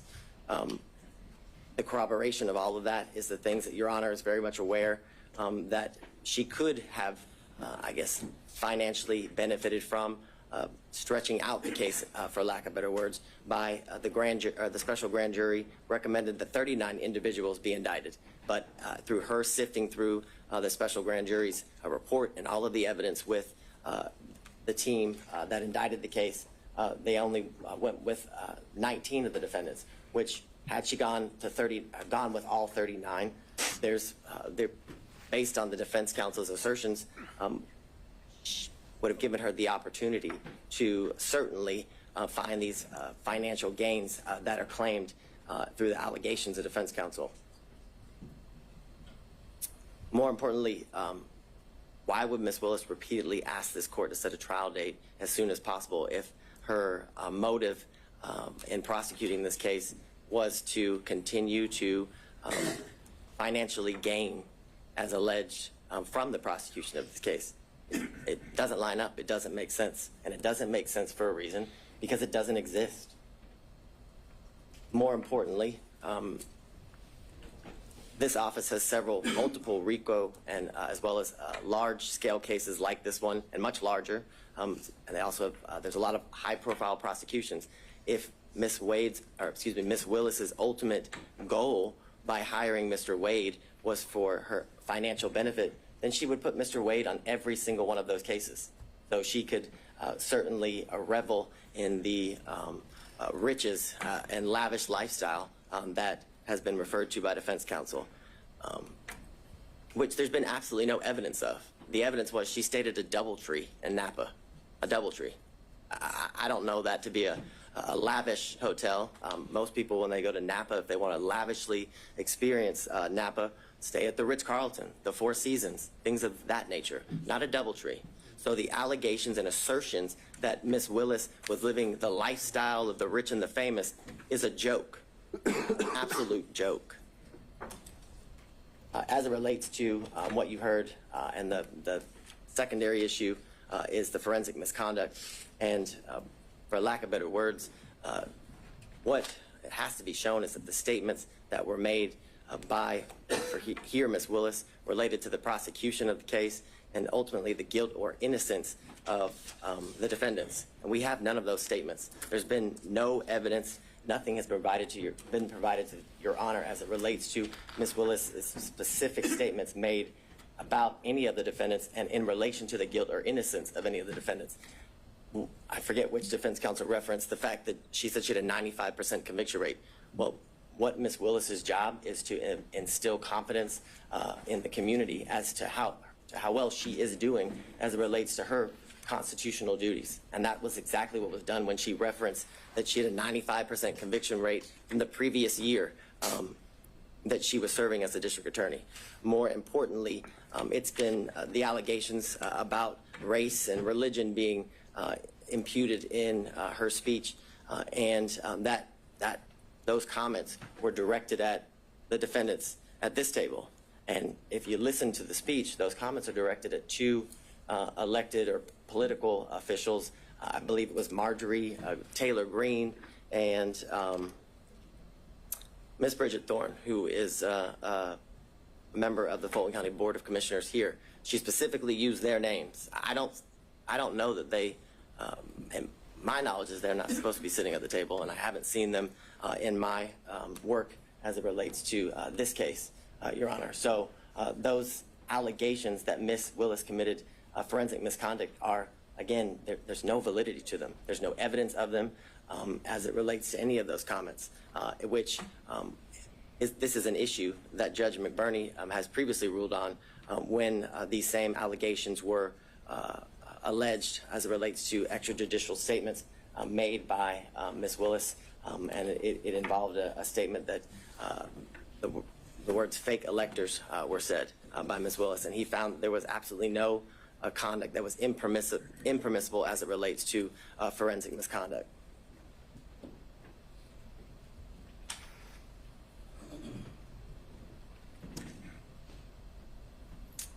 And I guess to drive home the point, at no point in any of the statements that were made and that are alleged here as it relates to the speech that she made at the church, at no point did she mention the guilt or innocence of any of the defendants. She, again, was merely responding to comments made by Marjorie Taylor Greene and Bridget Thorne, two other political officials, therefore making her comments not even close in the realm of any sort of forensic misconduct. What I find interesting is that defense counsel wants to make these allegations that Ms. Willis committed this forensic misconduct by the statements that she made in her defense as two unrelated, to this case, public officials criticized the job that she was doing. And, I find the hypocrisy interesting in the sense that we've had video proffers released to the media by defense counsel, emails between counsel released to the media by defense counsel, statements have been made by defense counsel in relation to this case. We had the unredacted version of the cell phone records of Mr. Wade released to the media by defense counsel with his private and personal information causing the threat of harm to both Ms. Willis and Mr. Wade to increase. The most recent instance was the text messages that Your Honor hadn't ruled on their admissibility prior to their release, and it was made clear during the hearings that the ability to get those, the full chain, was something that they were unable to do. But they figured a way, and the minute they figured a way, they released it, the information to the media, simultaneously with turning it over to the state and the court. For all the reasons obviously stated before Your Honor, that this motion should be denied because the legal requirements that are required in order for the district attorney to be disqualified have not been satisfied. The defendants have failed to raise any issue legally or factually to satisfy the legal standard for disqualification. They must show an actual conflict. They've been unable to show that the prosecution of this case was at all a result of political bias, which has been accused, or accusations have been made, as well as demonstrated that the prosecution of this case was motivated by any means or any way because of malicious prosecution. And they haven't been able to prove that this case was one of selective prosecution for political benefit or gain. All allegations that have been made during the course of different hearings and the procedures as it relates to this case. What I would leave the court with and how the state started the argument is that courts have been generally unreceptive, if not hostile, to attempts to disqualify prosecutors based on pervasive and institutional conflicts, which makes clear that the burden, that the standard is very, very high that must be met in order for an elected district attorney to be disqualified. And that burden, that standard has not been met. An actual conflict has not been shown. And more importantly, in conjunction with that, there's been absolutely no evidence that the district attorney has benefited financially at all, but benefited financially in conjunction with any outcome, whether it be now or ultimately as it relates to the prosecution of this case. And because of all those reasons, Your Honor, we respectfully request you deny defense counsel's motion to disqualify the elected district attorney, Ms. Fani Willis. All right, thank you, Mr. Abadi. Your Honor, I think we have 5 minutes and 44 seconds. That's what it says. Mr. Cromwell. I'll leave it. Oh, you, okay, handing it over. Understood. Mr. Sadow, all yours.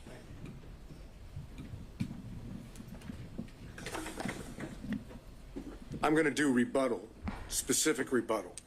One, state somehow makes an argument that we should have asked Mr. Wade questions about his relationship and his communications with Mr. Bradley when they objected over and over and over. And Wade's counsel objected over and over and over, claiming that everything that Bradley was told by Wade was attorney-client privilege. Your Honor made determinations thereafter to Bradley. We didn't get the opportunity to call Mr. Wade back to the stand. So to claim that you can't impeach him because you didn't ask him when they objected to us asking him is obviously a false position to take, as disingenuous as it can be. Now, if the court wants to open it up, we'll be more than happy to call Mr. Wade back to the stand. But as the record stands, there could be no confrontation of Mr. Wade when both his counsel and the state are arguing that it shouldn't be done. Second, let's use a little common sense here. Forensic misconduct received about 2 minutes worth of discussion. The rest of it is all on conflict. Forensic misconduct dealing with the way the state wants you to have it is if you don't accuse someone or you don't say that someone's guilty. Yeah, assuming you can impugn someone's character to the degree that constitutes forensic misconduct, why is that? I'm sorry, say case that. Here? Assuming you can impugn someone's character to the degree that it constitutes forensic misconduct. I think that I guess the state's primary position was that they weren't talking about you at the church. Right. And if you go listen to it and watch it, it starts off by saying, why does Commissioner Bridget Thorne and so many others, and then it refers to they attack him for being black. They attack him, not anyone else, just they attack the black man. They're not talking about Miss Thorne or Marjorie Taylor Greene. They're talking about us. And you know how everybody knows that? Because not a single story from the media reported anything other than Fani Willis accused the defense and defendants of being racist. Now here's the common sense part of this. If you follow the state's position on forensic misconduct, Fani Willis could all day long talk about race. She could say the defendants, I'm not saying they're guilty or not guilty, but they're racist. They're racist. They're racist. And according to the state's position on forensic misconduct, that wouldn't be a problem. Obviously, that makes no sense whatsoever. The issue here that we've dealt with on forensic misconduct is not simply the church speech. It's why she did it, how she did it, calculated, and all the other things that we talked about with the testimony of Wade and Willis in this case. Let's go to the relationship issues and the cell phones briefly. No one knew that there was a relationship between Wade and Willis, according to Wade and Willis. Not a soul was ever told that they were dating or that there was an intimate relationship. Ever. They concealed it from all parties. From Daddy. Daddy didn't even know they had a relationship.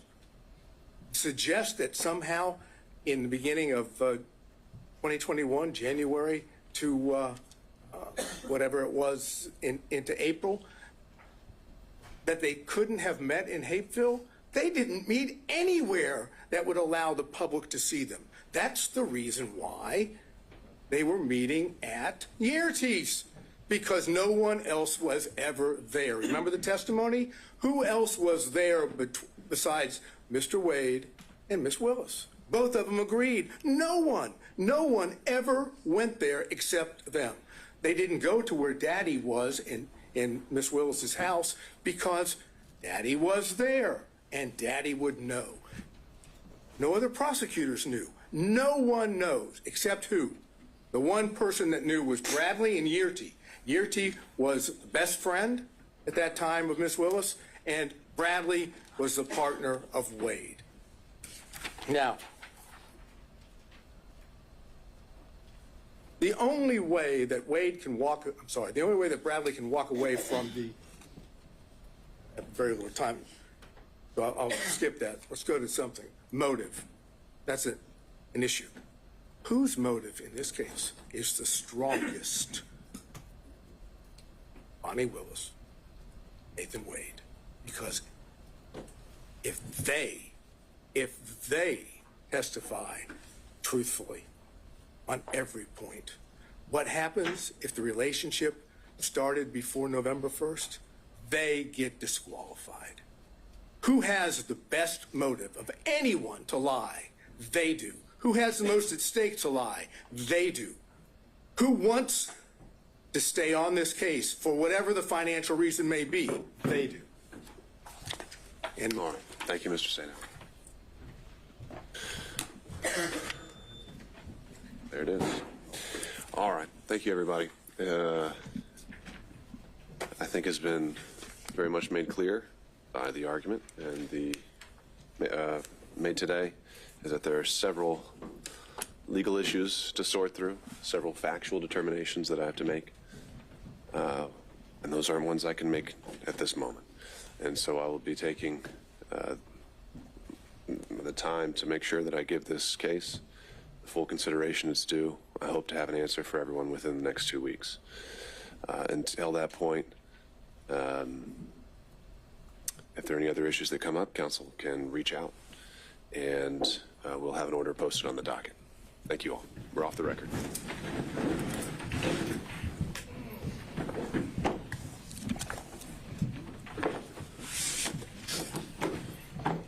Thank you, Mr.